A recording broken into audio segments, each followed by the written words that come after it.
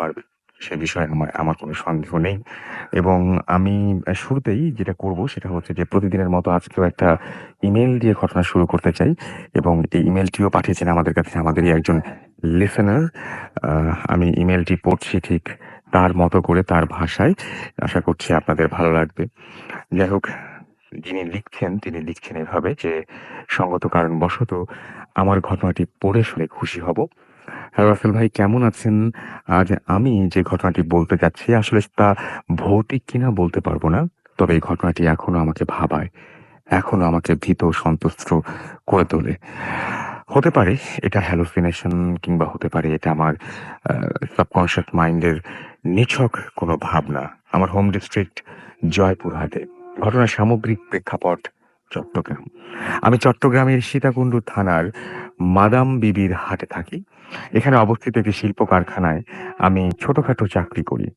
অনেক আগে থেকেই আমার বেশি রাত করে ঘুমানোর একটা বদঅভ্যাস ছিল। বেশিরভাগ রাতেই ১:৩০ ২টার দিকে আমি ঘুমোতে যাই। প্রায় রাতেই আমি বিভিন্ন ধরনের স্বপ্ন দেখতাম। আমি সেসব নিয়ে একদম মাথা ঘামাতাম না। দিনগুলো আমার ভালোই চলছিল, ভালোই। কিন্তু হঠাৎ করেই প্রায় রাতে আমি একটা অদ্ভুত স্বপ্ন দেখা শুরু করি। স্বপ্নের মানুষ যা দেখে তা সচরাচর অনেকটা অস্পষ্ট হয়। কিন্তু আমার স্বপ্নের প্রকৃতি ছিল জীবন্ত।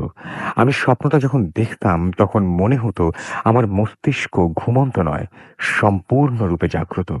কিন্তু কোনো অদ্ভুত কারণবশত শুধু আমার দেহটি ঘুমন্ত হয়ে পড়ে রয়েছে। স্বপ্নের বর্ণনাটি হলো এরকম, প্রতিটা স্বপ্নেই আমি একটা লাশ দেখতে পাই। সেখানে লাশটাকে দাফন করানোর ব্যবস্থা করা হচ্ছে। তবে তার গায়ে যে কাফন জড়ানো আছে তার রং সাদা নয়, কাফনের রং নীল রঙের। সেখানে কোনো মহিলা ছিল না। লাশটাকে ঘিরে কিছু বৃদ্ধ, কিছু মধ্যবয়সী পুরুষ বসে আছে। তাদের মধ্যে যারা মধ্যবয়সী ছিল তারা অনেক কান্নাকাটি করছে। কিন্তু বৃদ্ধ লোকগুলো অনেকটা নির্লিপ্ত ও নির্জীব হয়ে বসে আছে। ভাবটা ছিল অনেকটা আনন্দের। এই একই স্বপ্ন আমি নিয়মিতভাবে দেখা শুরু করি। কিন্তু এক রাতে স্বপ্নে আমি সেই একই প্রেক্ষাপটে, একই পরিবেশে, সেই একই ঘটনার মুখোমুখি হই। তবে এবারের স্বপ্নে আমি দেখি মধ্যবয়সী লোকগুলোর সাথে বৃদ্ধ লোকগুলো কাঁদছে। ঘটনাটা আমি অবাক হয়েই লক্ষ্য করেছি। হঠাৎ করেই একটা বৃদ্ধ লোক গিয়ে লাশটার মুখ থেকে নীল কাফনটা সরিয়ে দিল। কাফনটা সরানোর পর আমি যা দেখতে পাই, হতে পারে সেই দৃশ্যটি আমার জীবনে দেখা সবচেয়ে ভয়ঙ্কর দৃশ্য। আসলে স্বপ্নে যে লাশটাকে আমি বারবার দেখছি, সেটা আর কারো লাশ নয়, সেটা আমারই লাশ। আমি ভয়ে নিথর হয়ে গেলাম। স্বপ্নের মধ্যেই আমার মনে হতে লাগলো সেখান থেকে ভোঁ দৌড় দেই। কিন্তু আশ্চর্য, দৌড়ানোর মতো কোনো ক্ষমতা আমার নেই। আমার শরীরে তখন আর অবশিষ্ট নেই। আমি সেখান থেকে এক চুল পরিমাণ জায়গাও এগোতে পারছি না, পেছাতেও পারছি না। অনেক ভীতি আর আতঙ্কে আমি সেই রাতটা মানে কাটলো আমার। এবং ভোর রাতে ৫টার দিকে আমার ঘুম ভেঙে গেল। ঘুম থেকে উঠে আমি নিজেকে আমার ঘরের মেঝেতে আবিষ্কার করি। সারারাত অবিরতভাবে সিলিং ফ্যানটা চলেছে। তবু আমার শরীর ঘামে ভিজে জুবুথুবু হয়ে আছে। আমি প্রচণ্ড ভয় নিয়ে ভাবতে লাগলাম, এটা কি ধরনের স্বপ্ন আমি দেখছি? এর ব্যাখ্যা কি? সেদিন ডিউটি শেষ করেই তাড়াতাড়ি এক হুজুরের কাছে গেলাম। ওনাকে স্বপ্নের ব্যাপারটা খুলে বললাম। উনি আমাকে একটা তাবিজ দিলেন। তাবিজটা আমার ডান হাতে বাঁধতে বললেন। এরপর থেকে এ ধরনের স্বপ্ন আমি আর দেখিনি। তবে এখনো অনেক এক ধরনের ভয় নিয়ে বিছানায় ঘুমোতে যেতে হয়। আসলে নিজের লাশের দৃশ্য নিজের চোখে দেখাটা যে কত ভয়ঙ্কর হতে পারে তা আমি জানি। যদি কেউ ব্যাপারটাকে তুচ্ছ তাচ্ছিল্যের সাথে নেন, নিতে পারেন। তবে আমার মতো করে যদি কেউ এরকম ঘটনা প্রত্যক্ষ করেন, তাহলে বুঝতে পারবেন আসলে আমি কতটা মানসিকভাবে বিপর্যস্ত হয়ে পড়েছিলাম। ওই একটা স্বপ্ন আমার সবকিছু এলোমেলো করে দিয়েছিল। এখন আল্লাহর অনেক রহমতে অনেক ভালো দিন কাটাচ্ছি। আর আমি চাই না এ ধরনের স্বপ্ন আমার জীবনে এলোমেলো করে দিক। রেডিও ফুর্তির সকল শ্রোতা ও রাসেল ভাই, আপনাকে অনেক ধন্যবাদ। ঘটনাটি পাঠিয়েছেন মারুফ হোসাইন। আমরা ঘটনাটি পড়লাম এবং আমি যারা শুনলেন তাদেরকে তাদের কাছে জানতেই চাইবো যে আসলে আপনি যদি ঘুমের মধ্যে এরকম কোনো একটা দৃশ্য দেখেন যে আমি খুব অবাক হয়েছি যে এই ১ম আমি শুনলাম কারো কাছে যে কাফনের রংটা নীল এবং তিনি আ সেই আ খাটিয়াতে বলেন আর যাই বলেন না কেন যে যে চেহারাটা সেটা তার মতো। এটা কে দেখতে চাইবেন? যদি আসলে কেউ এরকম দেখতে চান বা কেউ যদি মনে করেন যে না আপনি দেখলে ভয় পাবেন না বা এরকম ঘটনা আপনার সাথে ঘটলে মোটেই আপনি ভয় পাবেন না। এরকম একটা এটা তো স্বপ্নই। আ এরকম যদি কেউ থাকেন আমার সাথে এসএমএস করে শেয়ার করতে পারেন সেটা যে না আপনার কাছে এটা কোনো ব্যাপারই না। স্বপ্নে তো স্বপ্নই এবং এরকম স্বপ্ন হলে কি আর হবে?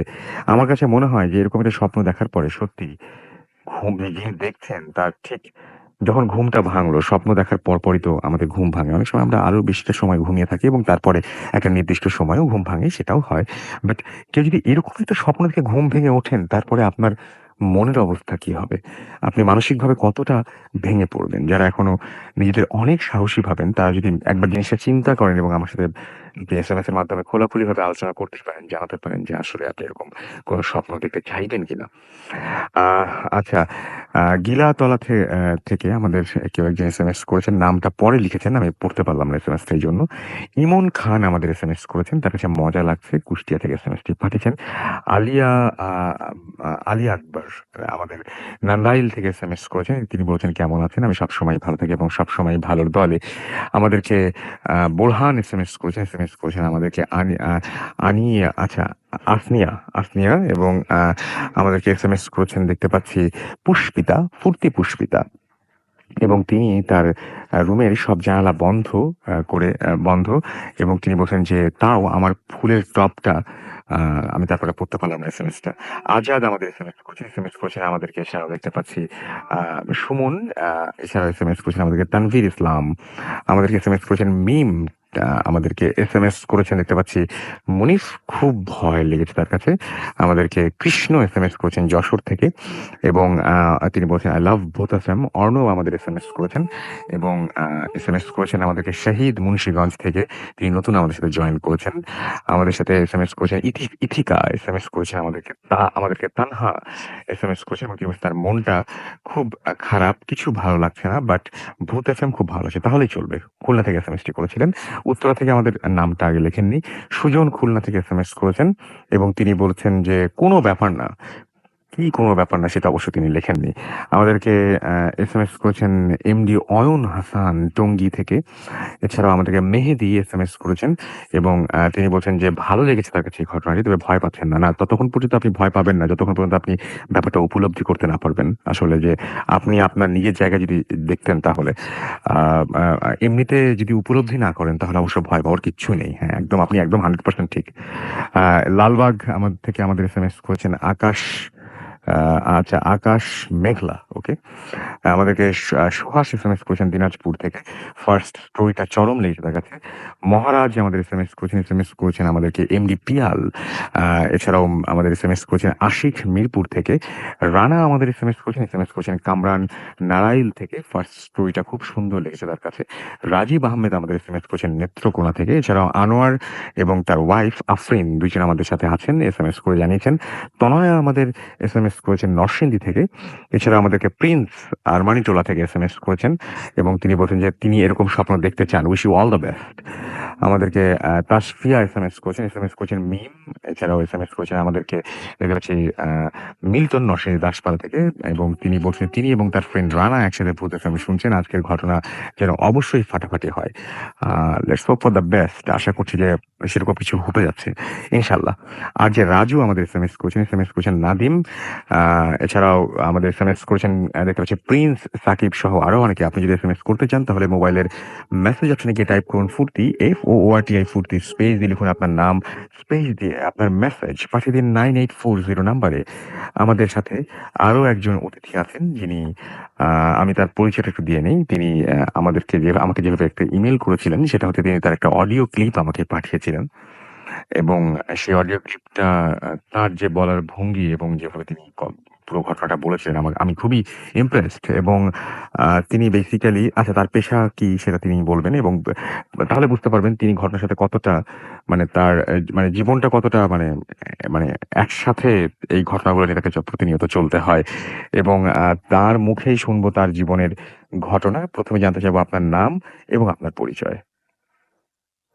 জি, আমার নাম বশির। আমি এসেছি college gate, Tongi college gate থেকে। মূলত আমার দেশের বাড়ি নড়াইল। ওকে। আমি যে ঘটনা বলবো, সে ঘটনাটা আপনি ঘটে কি করেন একটু বলবেন? তাহলে আমি মানুষ জানা ভালো আমি বুঝতে মূলত পারবে। একজন পেশাজীবী ড্রাইভার। ওকে, আমার ঘটনা ঘটে ময়মনসিংহ জেলার ত্রিশাল উপজেলায়। যে ঘ যে ঘটনাটা ঠিক আমার সাথেই ঘটে সেদিনকে রাত্রে সবচেয়ে ভয়ংকর ঘটনা। যে ঘটনাটা আমি আজও মনে রাখতে পারি বা আজও আমার মনে আছে ঠিক সেইভাবেই। যাই হোক আমি ঘটনায় চলে যাই। আমি ঠিক শ্যামলীর একটা রেন্ট এ কার অফিস থেকে আমি ময়মনসিংহ জেলার ত্রিশাল উপজেলায় একটা বিয়ের ভাড়াতে যাই। যে বিয়ের ভাড়ার যে স্লিপটা বা বুকিং স্লিপটা বলা হয়, সেই স্লিপে যে নাম্বারটা থাকে সেই লোকটাকে আমি ফোন দিই। ফোন দেওয়ার পরে যেটা হয় সেই লোকটা আমাকে বলে যে, "আপনি কি ড্রাইভার বশির বলছেন?" আমি তখন বলি, "হ্যাঁ, আমি ড্রাইভার বশির বলছি।" তখন যেটা হয় যে আমি বলি তাকে যে, "ভাই আপনি আমার নাম জানেন কিভাবে?" তখন সে বলে যে, "রেন্ট এ কারের অফিস থেকে ঠিক আমার নামটা বলে দিয়েছিল।" তখন আমি কিছু মনে না করি। তখন যেটা হয় যে সে বলে যে, "ভাই আপনি ঠিক ৪টা ৪:৩০ ভিতরে খামার বাড়িতে থেকেন।" আমি তখন ৪:৩০ ভিতরেই আমি খামার বাড়িতে চলে যাই। ঠিক উনি ৫টা সোয়া ৫টার ভিতরে আমার কাছে আসে ৩ জন লোক নিয়ে। উনি ঠিক এসে বলে, "চলেন এবার ময়মনসিংহ যাওয়া যাক।" উনি এসার পরে উত্তরাতে গেলে আমাকে বলে যে, "ভাই আপনি আব্দুল্লাহপুর ব্রিজের কাছে রাখেন।" রাখার পরে যেটা হয় আমি উনাকে বলি যে, "ভাই আমি রোজা আছি, রমজান মাস ছিল। আমি তো রোজা রাখছি, আমাকে ইফতারি করার একটু সময় দিয়েন।" তখন যেটা হয় উনি আমাকে বলে যে, "ভাই আপনাকে আমরা ইফতারি করাবো।" যাই হোক ওই কথা বলার পরে কিছুক্ষণ পরে দেখা যায় যে উনি ইফতারি কিনে নিয়ে এসে আমাকে বলে, "ভাই আমি তো আসলে একজন হিন্দু মানুষ। আপনি কি আমার ইফতারি গ্রহণ করবেন?" তা আমি তাকে বলি যে, "ভাই হিন্দু আর মুসলমান বলে কোনো কথা নেই। ইফতারি তো ইফতারি।" যে কিনে দিলে কিছুক্ষণ পরে দেখা যায় তাদের কিছু লোক আসে। আসার পরে বলে যে, "ভাই এবার আপনি চলেন।" তো গাড়ি চালানো অবস্থায় নামাজের টাইমে বা ইফতারির টাইমে আমার ইফতারিটা আমি গাড়িতে থাকা অবস্থায় করে নিই, স্ট্যাকিং থাকা অবস্থায়। গাজীপুর চৌরাস্তায় গেলে বলে, "ভাই বাঁ পাশে মার্কেটের সামনে রাখেন, আমাদের কিছু কেনাকাটা আছে, সেই কেনাকাটাগুলো সারবো।" আমি ওখানে রাখার পরে কেনাকাটা করে এসে গাড়িতে যখন উঠে আমি বলি, "ভাই আপনাদের বিয়ে কার?" তখন যে লোকটার বিয়ে সেই লোকটাই আমাকে বলে যে, "ওখানে গেলেই দেখতে পাবেন বিয়ে কার।" আমি কিছুই না বলে আমি চলে যাই ঠিক ত্রিশালে। ত্রিশালে যেয়ে চৌরাস্তা পার হলে একটু সামনে যে বাঁদিকে একটা স্কুল থাকে, ডান দিকে থাকে রাস্তা, সেই রাস্তা দিকে আমি ঢুকি। যে রাস্তাটা থাকে অনেকটা চাপা। সেখান দিয়ে ঢোকার পরে কিছু দূর যাওয়ার পরে দেখা যায় যে পাকা রাস্তাটা শেষ। কিন্তু যেটা হয় সামনে সেটা হচ্ছে একটা কাঁচা রাস্তা। যে রাস্তাটা স্থানীয় কিছু লোক বা কিছু সিটি কর্পোরেশনের লোক খোঁড়াখুড়ি করতেছিল পাকা করার জন্য। আমি আমার গাড়ির লোকজনকে বললাম যে, "ভাই এই রাস্তা দিয়ে গাড়ি ঢোকালে যদি কোনো কারণে বৃষ্টি হয় তাহলে আমার গাড়িটা আর ওঠানো সম্ভব হবে না। আমি এই রাস্তায় যেতে পারবো না।" তখন তারা আমাকে বলে যে, "আপনারা যাবেন কোন জায়গায়?" স্থানীয় কিছু লোক। তখন তারা বলে যে, "আমরা অমুক গ্রামে তমুকের বাড়িতে যাবো বিয়েতে।" যাই হোক স্থানীয় লোকজন তা বলে যে, "ভাই আপনারা যেতে পারবেন। সামনে যেয়ে কিছু একটা সামনে যেয়ে কি একটা বাজার আছে, বাজারটার ওপারে আর যেতে পারবেন না? যাই হোক আপনারা যেতে পারবেন। সারাদিন এই রাস্তা দিয়ে গাড়ি যাওয়া আসা করতে যেতে পারবেন।" আমি চিন্তা ভাবনা করলাম নতুন বউ নিয়ে আসবে, আমার গাড়িটা দিয়ে আনতে না পারলে হয়তো হাঁটায় আনলে অসুবিধা হবে। আমি এটা চিন্তা ভাবনা করে ঠিক গাড়িটা ওখান দিয়ে আমি ঢুকাই দিই। ঢুকাই দেওয়ার পরে উনাদেরকে হাঁটাই দিয়ে আমি গাড়িটা নিয়ে যেয়ে দেখি যে ছোট একটা ব্রিজ থাকে। ব্রিজের পরেই বাজার। বাজারের আগে যে কাদা, সে কাদায় টপকে গাড়ি যাওয়া কোনোভাবেই সম্ভব ছিল না। যাই হোক বিয়েবাড়ির লোকজন এসে আমাকে বলে, "ভাই আপনি গাড়িটা এখানেই ঘুরে রাখেন। আমাদের বাড়ির লাইটিং ওই যে দেখা যায়। হ্যাঁ, আপনি এখানেই রাখতে পারেন।" আমি গাড়িটা ঘুরে গাড়িটা যেখানে ঠিক রাখছি, ওখানে যেখানে রাখছি ওখানেই ডাইন পাশে যেখানে রাখিছি ওখানে মানুষজন আসা যাওয়া করত। সেখানে আমার কাছে কেন যেন মনে হলো যে এখানে যদি আমি গাড়িটা রাখি তাহলে মানুষের যাতায়াতে খুব অসুবিধা হবে। আমি এটা চিন্তা ভাবনা করে আমি বাঁদিকে কাদার দিকে চাপিয়ে দিয়ে গাড়িটা রেখে আমি বসে থাকলাম গাড়ির ভিতরে। কিছুক্ষণ পরে দেখলাম যে বাজারের কিছু দোকানে সিটি টিভি বা মুভি চলতেছে। আমি মনে করি যে যাই বাজারে যেয়ে আমি দোকানে সিটি টিভি দেখি বা মুভি দেখলে আমার কিছুটা সময় পার হবে। তখন ঠিক রাত ১২টা এরকম বাজে। আমি এটা চিন্তা ভাবনা করে দোকানে যে বসা উপলক্ষে কিছু তো বলাই লাগবে। আমি যে তাদের কাছে বলি, ভাই আপনাদের দোকানে কি গোল্ড সিগারেট আছে? তারা বলে, ভাই এই বাজারে গোল্ড সিগারেট তো পাবেন না, পাবেন স্টার শেক এবং নেভি সিগারেট। আমি যে এই কথাটা শোনার পরে তাদের দোকানের থেকে ৩টা সিগারেট নিয়ে নিই, সেটা হচ্ছে নেভি সিগারেট। ওখানে চাটা খেয়ে একটা সিগারেট খেয়ে বেশ বসে থাকি। ওনারা ঠিক 12:30 1টার দিকে সব দোকানগুলো বন্ধ করে চলে যায়। বাজার হয়ে যায় সম্পূর্ণ আমি একা। যাই হোক, আমি চিন্তা করি যে এ বাজারে বসে না থেকে আমার গাড়িতে সিডি আছে, টিভি আছে বা এসি আছে। আমি এসি ছেড়ে, সিডি, টিভি ছেড়ে গাড়ির ভিতরে বসলে আমার ভালো লাগবে। আমি ঠিক গাড়ির কাছে যাই, লকটা খুলে গাড়িতে বসে গাড়ি স্টার্ট দিয়ে এবং এসি ছেড়ে গাড়িতে সিডি, টিভি ছেড়ে গাড়ির ভিতরে বসে থাকি। কিন্তু কিছুক্ষণ পরে যেটা হচ্ছিল যে মুভি দেখতেছি, মুভির যে আওয়াজটা কানে না ঢুকে বাইরের কোন ঝিন ঝিন ঝিন ঝিন আওয়াজ আমার কানের ভিতরে ঢুকতেছিল। তখন আমি চিন্তা করি যে আমি এই ছবিটা আরো ২-৩ বারে দেখি। কেন জানি ছবিটা আমার কাছে ভালো লাগতো। তাই আমি ছবিটা বারবার দেখতাম। এটা চিন্তা ভাবনা করলাম যে এই ছবিতে তো এরকম কোনো আওয়াজ ছিল না। যাই হোক, আমি তাড়াতাড়ি গাড়ি থেকে নামি। নামার পরে দেখি যে আশেপাশে কিছুই নাই। আসলে এটা আমার মনের ভুল। আবার আমি গাড়িতে বসি। গাড়িতে বসার পরে যেটা হয়, সেই একই রকম ঘটনা আমার সাথে ঘটতে থাকে। আমি মনে করি যে বাঁদিকে একটা পুকুর আছে, পুকুরের পাড়ে একটা খাল মতন দেখা যাবে, ওটা দূরে একটা বিল্ডিং ডান পাশে, বা পাশে একটা ছাবড়া মতন আছে গাড়ির, এটাও কি জানি না। যাই হোক, আমি একটু বিয়ে বাড়ির দিকে যাই। ওখানে গেলে মনে হয় আমার ভালো লাগবে। আমি ঠিক গাড়িটা লক করে বিয়ে বাড়ির দিকে চলে যাই। চলে যাওয়ার পরে যেটা হয়, আমি যে দেখি যে লোকটার কাছে আমি জিজ্ঞেস করেছিলাম যে ভাই বিয়েটা কার, ঠিক ওই লোকটাই বর সেজে বসে আছে। আমি আশ্চর্য হয়ে যাই, লোকটার বয়স ঠিক ৪৫-৫০ বছর। যে এই লোকটা এই বয়সে বিয়ে করতেছে কেন? যখন আমার গাড়িতে যারা গেছিল তাদেরকে আমি ডেকে জিজ্ঞেস করি, ভাই কি ব্যাপার, এই লোকটা কি আগে পরে কখনো বিয়ে করেনি? তখন তারা বলে, "ভাই পরে বলবো।" আমি তাদেরকে বলি, ভাই এখনই বলেন। আমার কাছে বললে তো আর অসুবিধা হবে না। যাই হোক, আমি ওই কথা বললে সে বলে যে, হ্যাঁ ভাই, একটা বিয়ে করছে আজকে ১৫ বছর হয়ে গেছে। ১০ বছর যাবৎ একটা বাচ্চা মারা গেছে। এখন পর্যন্ত কোনো বাচ্চা-কাচ্চা হয়নি। যার কারণে বউ উনাকে অনুরোধ করছে বিয়ে করার জন্য, উনি বিয়ে করতে আসছে। তখন আমি তার কাছে জিজ্ঞেস করি, ভাই বাড়ির কোনো লোকজন তো দেখলাম না। তখন সে আমাকে বলে যে, ভাই বন্ধু-বান্ধব যেগুলো আছে ওইরাই আসছে, আর উনার ভাগ্না-ভাগ্নি এইগুলো, ভাগ্নে আসছে। বাড়ির থেকে আর কোনো লোক আসেনি। দেখ, আমি ওটা চিন্তা ভাবনা করে ওখানে বসে থাকলাম। কিন্তু কিছুক্ষণ পরে যেটা হলো যে আমি চিন্তা করলাম যে আমি গ্রামের ভিতরে গাড়িটা রেখে আসছি। গাড়ির একটা লুকিং গ্লাস বা একটা গ্লাস কেউ খুলে নিয়ে গেলে মালিকের কাছে জরিমানাটা আমাকেই দিতে হবে। আমি ওটা চিন্তা ভাবনা করে ঠিক গাড়ির কাছে চলে যাই। চলে যেয়ে আমি আবার একই রকম করে গাড়িটা স্টার্ট দিয়ে ছবিটা চালু করে, মুভিটা চালু করে গাড়ির ভিতরে ঠিক সিটটা ভেঙে হেলান দিয়ে বসে পড়ি। বসে থাকি বা শুয়ে থাকি। কিছুক্ষণ পরে আমার কাছে মনে হলো যে গাড়িটা ধরে কেউ ঝাঁকি দিছে। এরকম একটা অবস্থা যখন হয়, আমি গাড়িতে সঙ্গে নেমে পড়ি। নেমে পড়ে যেটা হয় যে চারিপাশে দেখতে থাকি, কিছুই নেই। আবার আমি গাড়ির ভিতরে ঢুকি যে এটা আমার মূলের ভুল হতে পারে, বা আমার গাড়ির সিটের নাট-টাট এগুলো লুজ-টুজ হলে আমি এদিক-ওদিক নড়াচড়া খাইছি। এই কারণেই যেন গাড়ির সিটটা নড়ে উঠেছে বা গাড়িটা নড়ে উঠেছে। আমি গাড়ির ভিতর আবার বসে থাকি। বসে থাকার পরে কিছুক্ষণ পরে মনে হয় যে আমার গাড়িটা এত জোরে কেউ ধাক্কা দিছে, গাড়িটা ডান দিক থেকে কাত হয়ে বাম দিকে পড়ছে, আর বাম দিক থেকে কাত হয়ে ডান দিকে পড়ছে।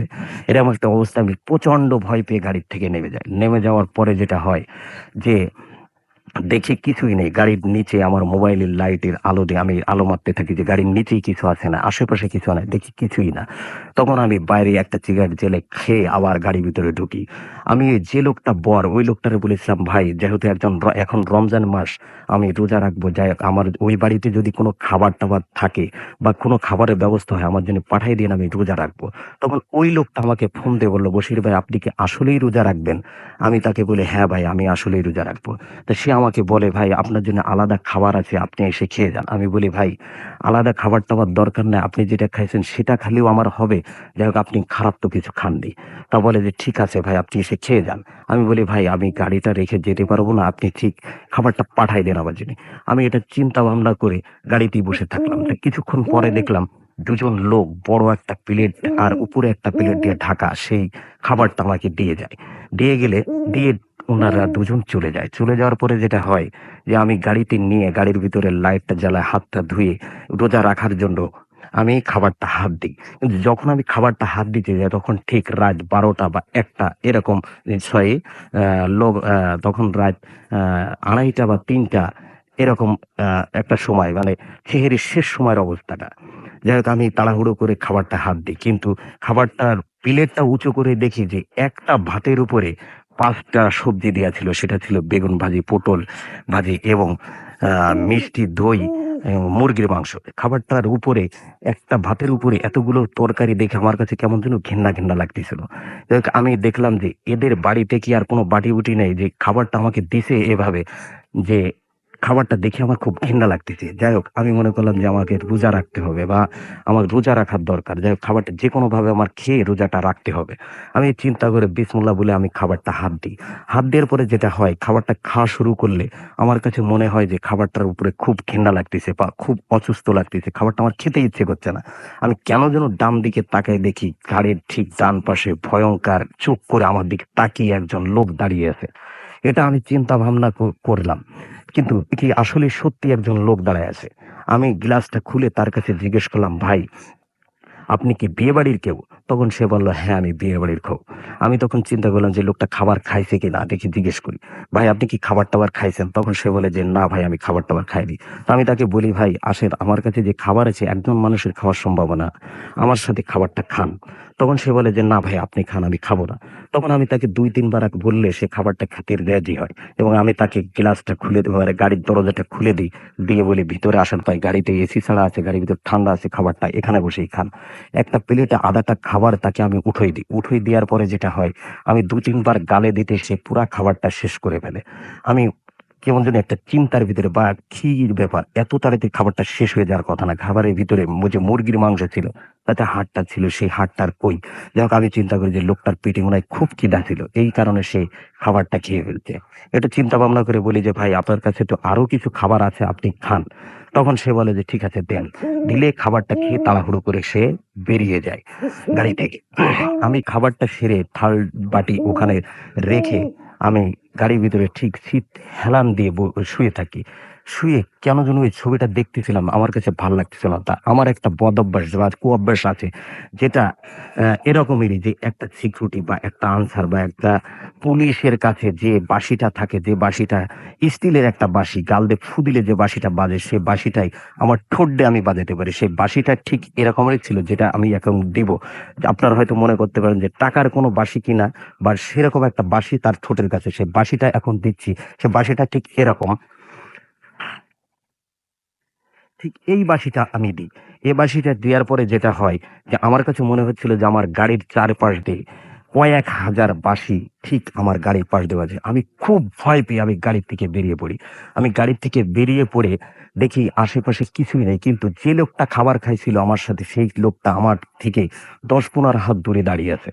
আমি সেই লোকটাকে দেখে আমি মনে করি, যাই হোক, এই লোকটার সাথে কথা বললে মনে হয় আমার কিছুটা ভয় দূর হবে। আমার যেহেতু প্রচন্ড ভয় করতেছে, তখন আমি তাকে ডেকে বলি, ভাই মেয়ে বাড়ির লোক বা বিয়ে বাড়ির লোক আপনার কি হয়, বা মেয়েটা আপনার কি হয়? তখন সে আমাকে বলে যে ভাই মেয়ে বাড়ির লোক আমার কিছুই হয় না, আমার পাড়া প্রতিবেশী আত্মীয় হয়। যাই হোক, এই কথা শোনার পরে আমি আবার গাড়িতে ঢুকে যাই। ঢোকার পরে চিন্তা করি যে কথার লোকটার সাথে আবার কথা বলে দেখি, মনে হয় লোকটা বিয়ে বাড়ি কেউ না, বা বাজারের প্রহরী বা বাজারের গার্ডটা, এরকম কিছু হবে। আমি তার কাছে ডেকে জিজ্ঞেস করি, ভাই ডান পাশে বিল্ডিং মতন মনে হয়, এটা কি?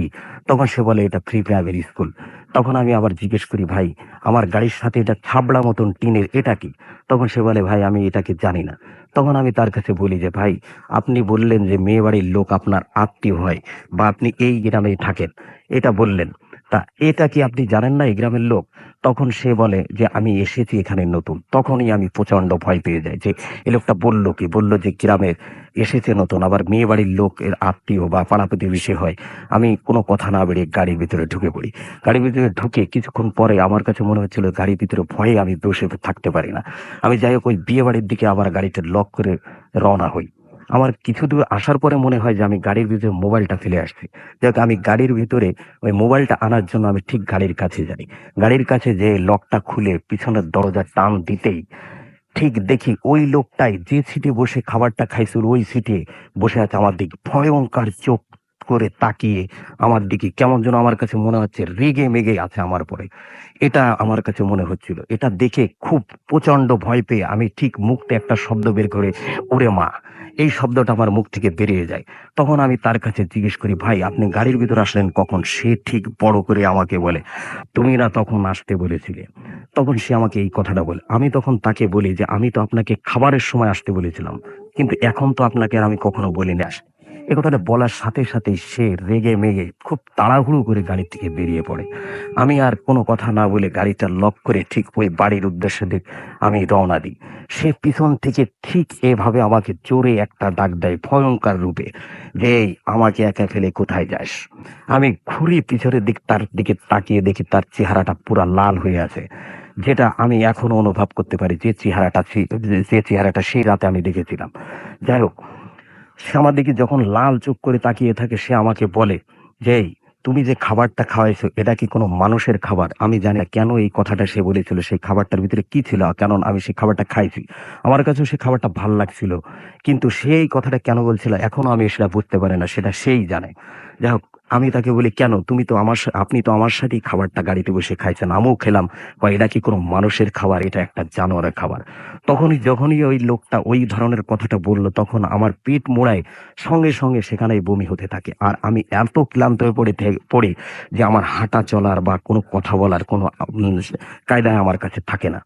যাই হোক, আমি উনার দিকে তাকিয়েই আছি। তখন দেখি উনার চোখ লাল এবং চেহারাটা পুরা লাল হয়ে গেছে। তখন আবার তার ভাষায় সে যে কথাটা বলে সে কথাটা বলে যে, "তুই যেখানে গাড়ি রেখেছিস সেখানে তো আমার বসার জায়গা। তুই সেখানে গাড়ি রেখে বসে আছিস কেন?" আমি কোনোই কথাই বলি না। কিন্তু আমি উনার চেহারার দিকে তাকিয়ে থেকে আমি কাঁদতে থাকি। আমার চোখ দিয়ে ঝরঝর করে পানি বেরিয়ে আসে। যে আমার কাছে মনে হচ্ছিল যে আমি এই ৩০ সাল থেকে আমি এই বউ আর বরকে নিয়ে মনে হয় ঢাকাতে আর ফিরে যেতে পারব না। আমার গাড়ি সহ আমার লাশটা মনে হয় এই গাড়িতেই আমাকে কেউ নিয়ে যেতে পারবে। এরকম একটা অবস্থায় আমি খুব কান্না করতে থাকি। যে কোনো কথা আমার মুখ দিয়ে বা কোনো শব্দ আমার গাল দিয়ে বেরোচ্ছিল না। আমি কেমন যেন একটা প্যারালাইসিস এর মানুষের মতন হয়ে গেছি। এরকম একটা অবস্থা আমার ভিতরে হতে থাকে। যাই হোক, আমি উনার দিকে তাকিয়ে থাকতে উনি দেখতে থাকি যে ঠিক উপরে উঠতে ১, ২, ১ ফুট ১.৫ ফুট উপরে উঠে গেল। আর উনি আস্তে ছোট হতে থাকে। উনি যখন ছোট হতে থাকে, এত সাইজে ছোট হয়ে যায় যে উনি ঠিক ১ ফুট একটা বাচ্চা মানুষ যতটুকু অতটুকুই। কিন্তু চেহারাটা থাকে পুরো একজন বড় মানুষের মতন বা বড় একটা মাথার মতন। কিন্তু চেহারাটা এমন অবস্থায় হয় যে একটা পোড়া মানুষ বা পোড়া মুখ এখন পুড়িয়ে দিয়েছে এরকম ঝলসানো একটা যে মুখ সেরকম হয়ে যায়। আর চোখ দুটো লাল টকটকে। মনে হচ্ছিল যে চোখ দিয়ে রক্ত ঝরতেছে, সেই রক্ত আমার দিকে ছিটে আসতেছে। এরকম দেখে আমি কেমন করে যেন আমার গলা দিয়ে এত জোরে একটা চিৎকার বেড়ে আমি ঠিক ওই বাড়ির দিকে রওনা দিই। ওই বাড়ির দিকে রওনা দেওয়ার পরে যেটা হয়, ওই বাড়ির যে বিয়ে বাড়ির যে গেটের যে লাইটিং করা থাকে, ওই লাইটিং এর তারের সাথে আমি পেঁচিয়ে ওখানেই পড়ে যাই। পড়ে যাওয়ার পরে যেটা হয় যে ওই বিয়ে বাড়ির লোকজন আমাকে এসে ধরলে আমি সেন্স থাকে কিন্তু আমার কথা বলার কোনো অবস্থাই থাকে না। আমি কিছুই বলতে পারি না। উনারা আমাকে মাথায় পানি-টানি দেওয়ার পরে যে লোকটার বিয়ে হচ্ছিল সেই লোকটা এসে আমার কাছে বলে, "বশির ভাই, আপনার কি সমস্যা? কি হইছে?"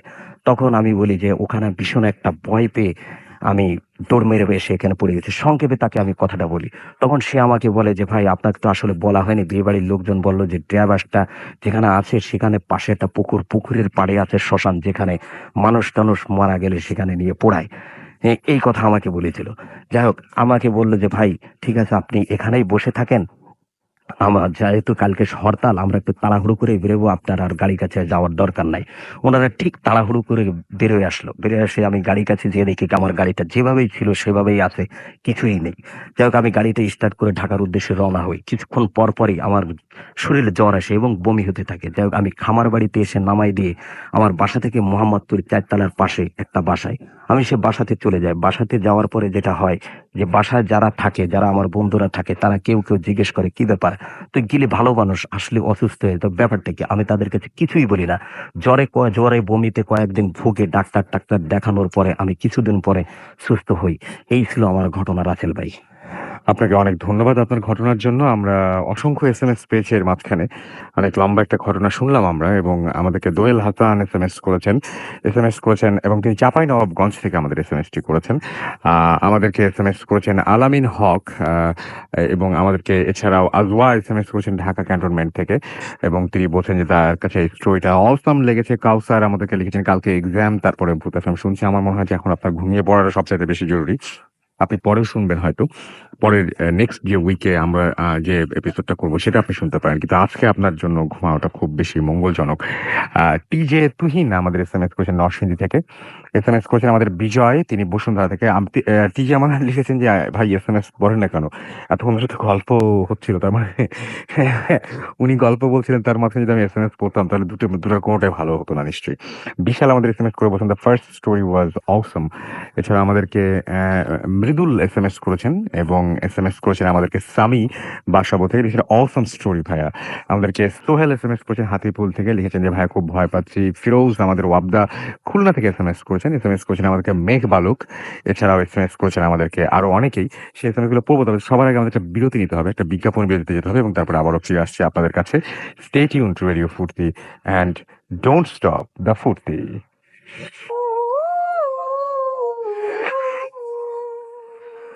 শুনছেন সবসময় রেডিও ফুর্তি, চলছে ভূত এফএম হন্টেড বাই এয়ারটেল। ঘড়িতে সময় রাত 12:38। আমি রাসেল আছির সাথে, আমাদের সাথে রয়েছেন আজকের অতিথিরা।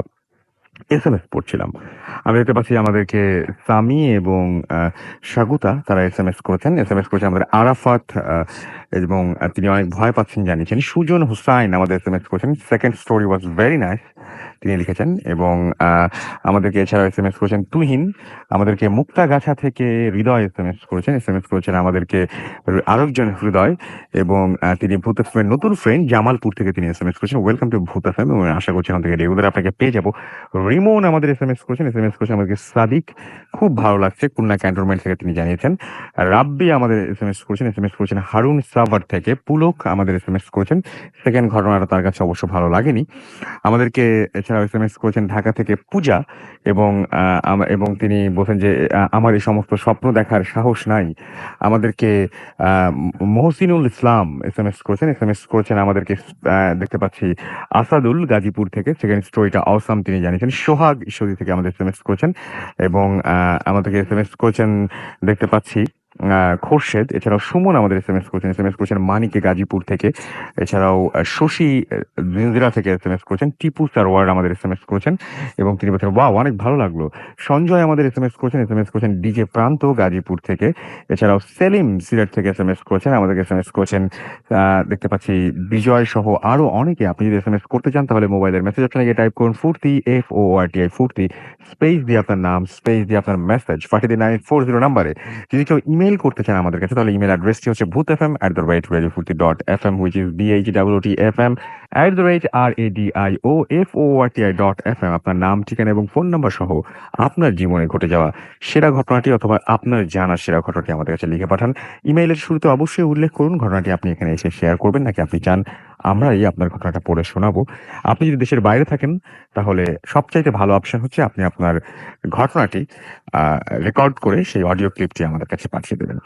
আর কথা না বাড়িয়ে ঘটনায় যেতে চাচ্ছিলাম, কিন্তু সময় ঘড়ির কাঁটা বলছে যে 12:40 বেজে গেছে। মাঝখানে আরেকটা ব্রেক যেন না নিতে হয়। আমি আগে ভাগে আরেকটা ব্রেক নিয়ে নেই, এই আওয়ারে তাহলে আর কোনো ব্রেক লাগবে না। আমরা একটা ছোট্ট বিজ্ঞাপন বিরতিতে যাচ্ছি, আমাদের সঙ্গেই থাকুন। স্টে টিউনড টু রেডিও ফুর্তি অ্যান্ড ডোন্ট স্টপ দ্য ফুর্তি।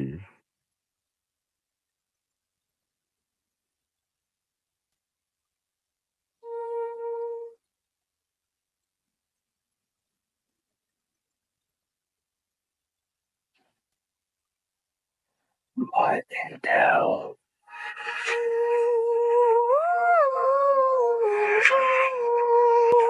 শুনছেন সবসময় রেডিও ফুর্তি, আমি রাসেল আছির সাথে। ঘড়িতে সময় রাত 12:44। আমাদের সঙ্গে রয়েছেন আমাদের আজকের অতিথিরা, এবং কোনো কথা না বাড়িয়ে আমি চলে যাচ্ছি সরাসরি আমাদের অতিথির কাছে। সঙ্গে আছেন আলিফ এবং আসসালামু আলাইকুম লিসেনার্স, সুচিত্রা সেনকে শ্রদ্ধা জানিয়ে শুরু করছি আজকের ঘটনাগুলো। আমার ঘটনাটি যেটা এখন শেয়ার করব সেটি বাংলাদেশের বাইরের ঘটনা। ইন্দোনেশিয়ার জাকার্তার একটি ঘটনা শেয়ার করছি আজকে। তো আমার পরিচিত এক ছোট ভাইয়ের ঘটনা। তো ওর বাবা জাকার্তাতে অনেক দিন ধরেই থাকে। তো 2009 শেষের দিকে ও ইন্দোনেশিয়া চলে যায়। তো ইন্দোনেশিয়া যাবার পর তো অ্যাকচুয়ালি ওদের ওখানে দুটা সুপার মার্ট আছে, একটা ওর বাবা চালাতো, একটা ও চালাতো। তো ওর রেসপন্সিবিলিটি ছিল বেরিতো নামে একটি জায়গা, সেখানে একটি দোকান তাকে চালাতে হতো। তো ভালো, অনেক বড় সুপার শপ, সবকিছুই পাওয়া যায়। তো ওর রেসপন্সিবিলিটি ছিল যে প্রতিদিন সকালবেলা ও দোকানটা খুলবে এবং রাতে বন্ধ করে বের হবে। তো ওর বাবা আরেকটি চালাতো। তো ঠিক ৯টার দিকে ওকে দোকান খুলতে হতো, প্রতিদিনই দোকান খুলতো সে। তো যখন ও অ্যাডজাস্ট হয়ে গেল ওর পুরোপুরি রেসপন্সিবিলিটি দিয়ে দেওয়া হলো। তো ৯টার দিকে মানে ঘটনা অনেকদিন ধরেই ঘটতো এরকম, কিন্তু ওর খেয়াল পড়ে হচ্ছে আপনার ২০১১ সালের লাস্টের দিকে। তো হঠাৎ করে দেখলো যে একজন লোক ওর দোকানে আসলো এবং লোকটির ধরন এবং গঠন ঠিক এরকম যে টুপি পরা, উনি মানে নামাজি একজন মানুষ, হাতে তাসবি। সে পুরো দোকানটা ঘুরছে, ঘুরে লাস্ট মোমেন্টে ওকে ফু দিয়ে দোকান থেকে বেরিয়ে যাচ্ছে। তো এরকম ১ম দিন ওর কাছে তেমন একটি মানে অ্যাবনরমাল কিছু লাগেনি। পরের দিন যখন ঠিক একই ঘটনাটি ঘটলো, তো তখন ওর কাছে এই জিনিসটা একটু ডিফারেন্ট ভাবে মানে ও ডিফারেন্ট ভাবে নিল। কিন্তু ও কখনো জানার চেষ্টাও করেনি এবং জানতেও চায়নি যে ওকে কেন ওর দোকানে এরকম কেন ঘুরছে এবং লাস্ট মোমেন্টে কেন ওকে ফু দিয়ে চলে যাচ্ছে। তো এরকম প্রায় ১৫ থেকে ২০ দিন হয়। তো প্রতিদিনই একই ঘটনা ঘটতে থাকে। তো ওই দিনের পরে প্রায় ১ মাস পর ওর বাসায় একটি সমস্যা হয়। বাংলাদেশ থেকেই সমস্যাটা যায় ইন্দোনেশিয়া ইনভলভ হয়ে যায় বাবার সাথে এক রকমের ঝগড়াঝাটি করে সে বাসা থেকে বেরিয়ে পড়ে ঘটনার দিন। তো বেরিয়ে পড়ে দোকান ৯টার দিকে খুলে এবং যথারীতিভাবে উনি যেরকমভাবে আসছিলেন দোকানে এসে ঘুরে ঠিক ওকে ফু দিয়ে চলে যাচ্ছে। ঠিক একইভাবে ওইদিনও ওকে ফু দিয়ে চলে যাচ্ছে। এমন সময় ও খুব চটে যায় এবং চটে গিয়ে মানে যেটা বলি আমরা রাগ কন্ট্রোল না করতে পেরে ওনার সাথে খুব রাফ বিহেভ করে ওনাকে তাড়িয়ে দেয় দোকান থেকে। এবং উনি যখন বেরিয়ে যায় দোকান থেকে লোকটি ওর দিকে অপলক দৃষ্টিতে পিছনে মাথা ঘুরিয়ে তাকিয়েছিল। হয়তো উনি বুঝতে পারছিলেন না কেন ও এরকম করলো। লোকটি চলে যায় ওখান থেকে। ওইদিন সন্ধ্যা গড়িয়ে রাত আসে এবং দোকান বন্ধ হবার পর ওর কাছে মনে হচ্ছিল ও কাজটি ভালো করেনি এবং যে কাজটা করেছে সে তো রুড হওয়াটা উচিত হয়নি। লোকটা তো ওর কোনো ক্ষতি করেনি। তো ও বাসায় যায় এবং ওই দিন থেকে প্রায় ৩ দিন পর ওর দোকানে মানে ওই ২ দিন কিন্তু ওই লোকটি আর আসেনি এবং ৩ দিনের মাথায় ওকে অবাক করার মতো দোকান খোলার সাথে সাথে ও যখন অন্য কিছুতে বিজি হয়ে যাচ্ছে, ও তখন হঠাৎ করে পিছনে চোখ পড়লো এবং পিছনে তাকিয়ে দেখে একজন মহিলা ওকে দূর থেকে দাঁড়িয়ে ডাকছে। মহিলার হাইটটা নরমাল মানুষের মতো না, একটু লম্বা। ওর দোকান বলে যে আমার দোকানের তুলনায় মহিলাটা মনে হচ্ছে যে নরমাল মানুষরা যেরকম চলাফেরা করে বা আমার দোকান থেকে জিনিস নিচ্ছে তাদের মতো না, তাদের থেকে সাধারণ থেকে অনেক লম্বা। এবং মহিলাটির কাছে ও যা ডাকছে যেহেতু ও যায়, প্রথমে মনে করে কাস্টমার, কিন্তু যখন ও কাছে যাচ্ছে তখন মহিলাটি মাথা নিচু করে ওর সামনে থেকে প্রস্থান করছে। ও জিনিসটা প্রথমে আহ বুঝে উঠতে পারেনি কেন এরকম করলো, কিন্তু আপনার সাথে যদি পরের দিন থেকে একই ঘটনাটি ঘটে তখন আপনি চিন্তা করবেন না, জিনিসটা আসলে নর্মাল না। পরের দিনও ঠিক একইভাবে মহিলাটি এরকম ভাবে ওকে ডাকলো এবং ও যখন সামনে গেল তখন মহিলাটি প্রস্থান করলো। ৩য় দিন ঠিক একই ঘটনা ঘটলো এবং ও যখন বলল যে আপনি আমাকে এরকম করে কেন ডাকছেন, অনেকক্ষণ জিজ্ঞেস করবার পর মহিলাটি ওর দিকে তাকালো, একটু হাসি দিল এবং চলে গেল। ওর কাছে আর কোনো কিছুই নর্মাল লাগছে না। ওর কাছে যেটা মনে হচ্ছে যে না, এগুলি নর্মাল মানুষের সাথে ঘটছে না। আমি কি আসলে মানে কোনো কিছু দেখছি বা কিছু, নাকি এটা আমার ভুল ধারণা বা ভ্রান্ত ধারণা। বারাক ওর দোকান বন্ধ করে ঠিক ওদিনই রাতের বেলা যখন বাসায় যাওয়ার পথে দোকান বন্ধ করে কিছু দূর এগোতেই ওর সামনে একজন লোক আসে। ও যেভাবে আমাকে বলল যে ভাই আমি বলতে পারবো না লোকটার হাইট কতটুক, কিন্তু আমি দেখছি উনি অনেক লম্বা এবং ওনার হাত পা আমি দেখছি, কিন্তু পাটা মাটিতে লাগানো দেখছি না এবং এই হাতে তাসবিহ পড়ছে। প্রথমে একজন ছিল, ৫-১০ মিনিট পর আমার কাছে মনে হচ্ছে ৫-১০ মিনিট পর আরো ২ জন আসলো। এরকম কিছুক্ষণের মধ্যে আমার চারপাশে প্রায় ৩০-৩৫ জনের মতো লোক আমাকে ঘিরে রেখেছে। এখন আপনাকে যদি রাত ১০টার দিকে এরকম আপনি একজন একটা আপনি একটা স্ট্রাকচার দেখছেন যার মাটিতে পা লাগানো নেই এবং ৩০ জনের মতো তারা আপনার সামনে আছে, আপনি অবশ্যই ভয় পাবেন। ও তো বাকরুদ্ধ হয়ে যায়, হাত পা নাড়ানোর মতো কোনো অবস্থাই ওর ছিল না। হঠাৎ করে ও চিৎকার দিয়ে ওঠে, "হেই!" কারণ পিছন দিয়ে ওর বাবা ওকে ধরে। ও তাকিয়ে দেখে ওর বাবা এবং বলে, "এই তুই এখানে কি করছিস? তুই কি ঘড়ি দেখেছিস? রাত ১টা বাজে।" ও দোকান বন্ধ করে রাত ১০টায়। মানে এই ৩ ঘন্টা ওর কোনো খবর ছিল না। ও তখন ওর বাবাকে বাসায় যেতে যেতে বলে, "বাবা, তুমি কি আমার সাথে কাউকে দেখেছো?" তখন ওর বাবা বলে, "না, আমি তোকে কাউকে দেখিনি, বাট তুই মাথা উঁচু করে দাঁড়িয়েছিলি।" ও মোবাইল ফোন ওর পকেট থেকে বের করে বের করে দেখে রাত 10টা হতেই এখন পর্যন্ত ওর বাবা ওকে প্রায় 40 বার ফোন দিয়েছে, অথচ ওর মোবাইল ফোনটা সাইলেন্ট না। জিনিসটা অবাক করার মতো। বাসায় আসে এবং এই 3 দিনের মাথায় ওর বাবাকে একটি জরুরি কাজে বাংলাদেশে চলে আসতে হয়। তাহলে ওকে 2টা দোকান চালাতে হচ্ছে। সকালেও একটা দোকান দেখে এবং বিকালে আরেকটা দোকান দেখে। এরকম করে প্রায় 2 দিন যায়। তৃতীয় দিনের দিন ও যখন বাসায় ঘুমোতে যায়, ও একাই থাকে বাসায়। প্রথমে এরকম কথাবার্তা কাটাকাটি হয় যে আমি একা থাকতে পারবো না, কিন্তু ওর বাবা বলে তুই আগে থেকেছিস, এখন কেন থাকবি না? তো এরকম এক্সকিউজে একটা প্রাপ্তবয়স্ক ছেলে কখনো এরকম ভাবে বলতে পারে না যে আমি থাকবো না। যাই হোক, লাস্ট মোমেন্টে ও থাকার জন্য রাজি হয় বাসায়। এবং ওর বাবা যখন বাংলাদেশে চলে আসে, ওই চলে আসার পর 3 দিন পর ও যখন রাতে ঘুমোয়, হঠাৎ করে রাতে ঘুম ভাঙে। তো শুয়েছিল নর্মালি, ডান কাত হয়ে না বাম কাত হয়ে না, মাঝামাঝি শুয়েছিল। তো হঠাৎ করে গভীর রাতে ওর ঘুম ভাঙে এবং চোখ খুলতেই ওর সিলিং এর দিকে চোখ যায়। চোখ যেতেই দেখে ওর মতো একটা মানুষ সিলিং এ ঘুমিয়ে আছে। ও যেভাবে ঘুমিয়ে আছে ঠিক ওর মতোই মানুষ একটা সিলিং এ। এইটা দেখে ও দৌড়ে বাসা থেকে নিচে নেমে যায় এবং যায় ঠিক ফজরের আজানের পর। আমরা জানি ইন্দোনেশিয়া মুসলিম কান্ট্রি, তো ওখানে আজান হয়। তো বাসায় ঢোকে। বাসায় ঢোকার পর দেখে যে কিছুই নাই, কিন্তু সবচেয়ে অবাক করার মতো ঘটনা হচ্ছে ওর যে রুমের ভিতরে দেয়ালে ছবি ছিল, সেসব ছবির ব্যাকগ্রাউন্ড আছে কিন্তু ছবিতে কোনো মানুষ নেই। খুব অবাক হয়ে যায় ও। পাশের ওর বন্ধু আছে, বন্ধুকে ডেকে নিয়ে আসে, বলে দোস্ত দেখ এই সিচুয়েশন আমি আছি। কিন্তু ওর বন্ধু বলে কই, তোর বাসায় তো সবকিছুই নর্মাল। ও ঘটনাটা খুলে বলতে চেয়েও বলতে পারলেন না। তো কি কাউকে কোনো কিছু শেয়ার না করে ঠিক নর্মালি যেভাবে জীবনযাপন করছিল ঠিক সেভাবে জীবনযাপন করতে লাগলো। লাইক ওই দিনের দিনটা ও যেভাবে পাচ্ছে সেভাবে কাটানোর চেষ্টা করছে, কিন্তু পরের দিন ঠিক একইভাবে ওকে সিলিং এ এরকম মানুষ দেখতে হলো, যেটা অবিকল ওর মতোই। ও দৌড়ে বাসার নিচে চলে যায় এবং একটা জিনিস ও ক্যাচ করতে পারে যে যখন ও ফজরের সময় ঢুকছে ঠিক তখনই জিনিসটা চলে যাচ্ছে, ক্যাচ করে ফেলে। তলে ও ঢোকার পরে ও জেনে যায় যে আমি আর কিছু দেখবো না, ও ঠিক ফজরের সময় ঢুকছে। এরকম করে করে 4-5 দিন পর হঠাৎ করে ঘুম ভাঙে। ঘুম ভাঙার পর হয়তো ও ও মনে করছিল আমি সিলিং এ আবার কিছু একটা দেখবো, কিন্তু ঘুমটা ভাঙছে প্রতিদিনই ওই রকম রাত 2টা-3টার দিকে। ও কিচেন থেকে একটি সাউন্ড পেতে থাকে এবং সাউন্ডটা মনে হচ্ছে যে কেউ রান্না করছে। ও কিচেনে যায়। এখন আমার বাবা বা আপনাদের বাবা যদি কেউ সামনে দাঁড়িয়ে থাকে, আপনারা সবাই দেখলে দূর থেকে দেখেই বুঝতে পারবেন যে এটা আপনাদের পরিচিত কেউ। এবং ও ঠিক দেখে যে ওর বাবা রান্নাঘরে রান্না করছে। ও একটু জোরে চিৎকার দেয়, বাবা তুমি। কিন্তু যখন ওই যে সামনে ছিল সে যখন ওর দিকে তাকায়, তখন দেখে যে এটা তোর বাবা না, কিন্তু বাবার মতো দেখতে। এটা দেখে ও আর কিছুক্ষণের মধ্যে মানে ওই জায়গায় 1 মিনিটও দেরি না করে সাথে সাথে নিচে নেমে যায়।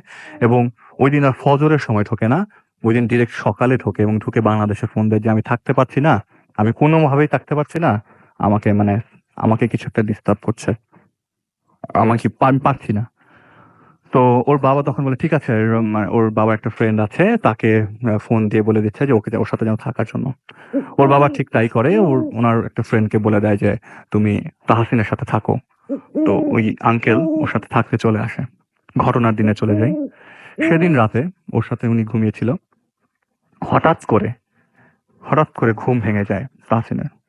ও তাহসিন বাম পাশে মানে আঙ্কেল শুয়েছিল আর ওর ছিল ডান পাশে খাটের। তো হোটেলে উঠে দেখে যে উনি নেই এবং একটা চিৎকারের সাউন্ডে ওর ঘুম ভাঙে অ্যাকচুয়ালি। তো ও যখন ড্রয়িং রুমের দিকে যায়, ড্রয়িং রুমের দিকে গিয়ে দেখে যে ওই লোকটি মাটিতে পড়ে আছে। ওনাকে ওর বুকে নেয় এবং ঢাকাতে থাকে যে আঙ্কেল কি হয়েছে, এবং চেক করতে থাকে বারবার হার্টবিট এবং পালস যে না সব ঠিক আছে, হয়তো সে সেন্স হারিয়ে ফেলেছে। ঠিক এমন সময় একটি লোকের সাথে ওর লোকটি ওর পেছনে চলে আসে এবং বুঝতে পারে আমার পেছনে কে আছে। তো ও যখন পেছনে তাকায় তখন দেখে যে সেই লোকটি যে লোকটির সাথে ও খুব রুড আচরণ করেছিল, ওকে বারবার জিজ্ঞেস করতে থাকে তুমি কেন আসছো, কেন আমাকে এরকম ডিস্টার্ব করছো, আমি তো কোনো দোষ করিনি, আমি কি করেছি তোমার সাথে। আর এরকম প্রায় 1 ঘন্টা 1.5 ঘন্টা ওর সাথে কথা বলতে থাকে, কিন্তু ওই লোকটি কোনো কথা বলে না। লাস্ট মোমেন্টে বলে তুমি আমার সাথে রুড আচরণ করে ভালো করনি, আমি তোমার কোনো ক্ষতি করিনি। তখনও বলে যে হ্যাঁ আমি ভুল করেছি তোমার সাথে রুড আচরণ করে, এবং এরকম ভাবে ওর সাথে প্রায় আরো 2 ঘন্টা কথাবার্তা চালিয়ে যায় ফজরের পর পর্যন্ত, ফজরের আগ পর্যন্ত। এবং লাস্ট মোমেন্টে ওই লোকটি ওকে মাফ করে দেয়। মাফ করে দেওয়ার সময় বলে যে তুমি আর কখনো এরকম করবে না, এই বলে সে ওখান থেকে প্রস্থান করে। ঠিক ফজরের আজান দেওয়ার সাথে সাথেই উনি চলে যায় এবং যে আঙ্কেলটি ফ্লোরে পড়া ছিলেন তার হুঁশ আসে এবং হুঁশ আসার সাথে সাথে সে সাথে সাথে ওখান থেকে খুব তাড়াতাড়ি মানে যত তাড়াতাড়ি পারে প্রস্থান করার চেষ্টা করে এবং দৌড়িয়ে বাসা থেকে নিচে নেমে যায়। তো তাহসিন ওনার পিছনে পিছনে যায় এবং ওনাকে ধরার চেষ্টা করে, আপনি কোথায় যাচ্ছেন, কি হয়েছে, আমাকে বলেন আপনি। বলে, না তোদের বাসাটা অনেক সমস্যা আছে, তোদের বাসাটা ভালো না। আমি যখন রাতের বেলা মানে বাথরুম করার জন্য উঠি, বাথরুমে ঢোকার পর দেখি যে একজন মানুষ আমার সামনে দাঁড়িয়ে আছে, তার মাথাটা আমি দেখতে পাচ্ছি না, মাথাটা সিলিং এর উপরে। এই দেখে আমি এক দৌড় দিয়ে তোদের ড্রয়িং রুমে যাই। ড্রয়িং রুমে যাওয়ার পরে দেখি তোদের সোফায় প্রায় 10 জনের মতো বসে আছে, আর মাটিতে বসে আছে আরো 20 থেকে 30 জন, সবাই তসবি পড়ছে। আমি এটা দেখে আর মানে আমি আর কিছু কন্ট্রোল করতে পারিনি এবং সেন্স হারিয়ে ফেলি এবং এরপরে আমার আর কিছুই মনে নেই। তখনও বুঝতে পারে যে হয়তো এটাই একটা কারণ ছিল ওনাকে সেন্স লেস করবার পর যেন ওর সাথে ওই লোকটি কথা বলতে পারে। এরপরে ও জেনে গেছে যে ওই লোকটি ওকে মাফ করে দেয়, তারপরও এখনো ওর সমাজে মনে হয় যে ওই লোকটি আসে এবং দোকান যখন খোলে প্রায় সময় সেই লোকটিকে দেখে, কিন্তু এরকম ঝামেলা আর ওর সাথে ঘটেনি রাসেল ভাই। অনেক ধন্যবাদ আপনাকে। এবং আমরা আরো একটা ঘটনা শুনলাম, এর মাঝখানে আরো কিছু এসএমএস আমি দেখতে পাচ্ছি চলে এসছে। এমডি রিয়াদ আমাদের এসএমএস করেছেন আমাদেরকে ফেরদৌস, এছাড়াও তন্ময় আমাদের এসএমএস করেছেন এবং থার্ড ঘটনাটি তার কাছে ভালো লেগেছে সেটা তিনি জানিয়েছেন এবং তিনি বলেছেন যে আরো ভয়ঙ্কর কোনো ঘটনা তিনি শুনতে চান। আমাদেরকে এসএমএস করেছেন রাব্বানি। আচ্ছা, আসলে ভয়ঙ্কর ঘটনা আসলে ব্যাপারটা কি যে আরো ভয়ঙ্কর ঘটনা, এটা অনেকটা আতশবাজির মতো আরকি। দেখার পরে মনে হয় যে আরেকটু ভালো হলে ভালো হতো বা আরেকটু বেশিক্ষণ হলে ভালো হতো বা আরেকটু অন্যরকম হতে পারতো, এরকম আমার কাছে মনে হয় আরকি। হিয়া আনা সুইটি ময়মনসিংহ থেকে আমাদের এসএমএস করেছেন আমাদেরকে শফিক নেত্রকোনা থেকে।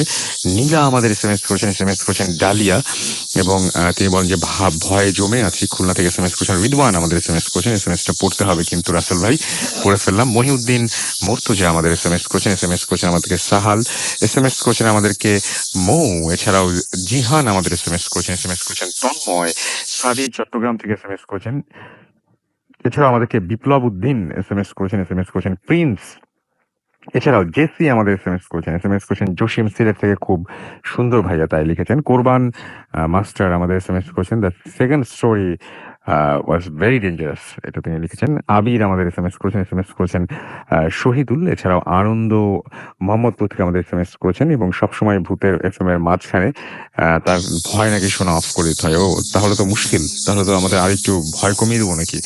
সুমি ময়মনসিংহ থেকে এসএমএস করেছেন, থার্ড এসএমএস নয়, স্টোরি হবে এটা, আসলে স্টোরিটা সুন্দর তাই বোঝাতে চেয়েছেন তিনি। ফুর্তি আয়না আমাদের এসএমএস করেছেন মিরপুর থেকে এবং তিনি হচ্ছে অনেক ভালো লাগছে। এছাড়াও প্রান্ত খন্দকার আমাদের এসএমএস করেছেন টঙ্গী বাজার থেকে আমাদেরকে, এছাড়াও এসএমএস করেছেন ডিজে আমান আমাদেরকে, রাজবীর এসএমএস করেছেন ওয়ারি থেকে, এছাড়াও ওয়ালিদ এসএমএস করেছেন নাদিয়া এবং আমাদেরকে এসএমএস করেছেন রিফাত, এসএমএস করেছেন আমাদেরকে নাহিদুজ্জামান, এছাড়াও আবুল খান ডেমরা থেকে আমাদের এসএমএস করেছেন আমাদের তুষার বোটবাজার থেকে, আমাদেরকে কৃষ্ণা এসএমএস করেছেন আমাদেরকে আব্দুল্লাহ টাঙ্গাইল থেকে, কবির খুলনা থেকে আমাদের এসএমএস করেছেন, আমাদেরকে এফ এম কাউসার এসএমএস করেছেন রকি ঢাকা থেকে, চার্লস রাসেল, আচ্ছা চার্লস আমাদের এসএমএস করেছেন আচ্ছা 3 বছর হয়ে গেল তার এসএমএস নাকি আমি পড়িনি, ও মাই গড। সাইম আমাদের এসএমএস করেছেন এফ কে সুমন এসএমএস করেছেন আমাদেরকে, আরো অনেকেই। আপনি যদি এসএমএস করতে চান তাহলে মোবাইলের মেসেজ অপশনে গিয়ে টাইপ করুন ফুর্তি FORTI ফুর্তি, স্পেস দিয়ে লিখুন আপনার নাম, স্পেস দিয়ে আপনার মেসেজ পাঠিয়ে দিন 9840 নাম্বারে। আমরা চলে যাব আমাদের পরবর্তী ঘটনায়, আমাদের প্রথম অতিথির কাছে। আপনার নামটা প্লিজ আরেকবার বলবেন, তারপর আপনার ঘটনায় শুনবো আমরা। থ্যাংক ইউ রাসেল ভাই। আমার নাম বশির আলম, আমি এসেছি টুঙ্গি কলেজ গেট থেকে, আমার দেশের বাড়ি নড়াইল। মূলত আমি একজন এখন পেশাজীবী ড্রাইভার, কিন্তু আমার সাথে যে ঘটনাটা ঘটে আমার নড়াইলে নেদিখোলা গ্রাম।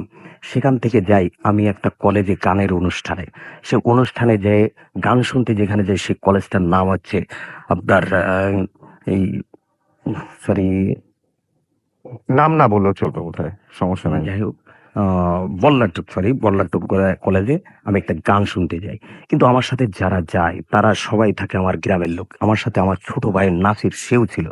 যাই হোক, আমি ওখানে গান শুনতে যাওয়ার পরে যেটা হয় যে গান শুনে আসার পথে ভ্যানে, আমার ভ্যান থাকে বা আমি তখন ভ্যান চালাই, আমি সেই ভ্যানটা নিয়ে যাই। যারা আমার সাথে যায় তারাও থাকে, বা ওখান থেকে ফেরার পথে যারা থাকে গ্রামের তারাও ভ্যানে এসে ওঠে। বা আমার ছোট জন বলে তুই চালা, এবং আমি বলি যে না তুই চালা। এরকম দুই রকম দুই দুই ভাইয়ের মধ্যে ঠেলাঠেলির ভিতরে তখন আমাকে বলে যে ঠিক আছে, যদি তুই না চালাতে পারিস তাহলে তুই হাইটে আয়, আমি ভ্যানটা নিয়ে চলে যাব।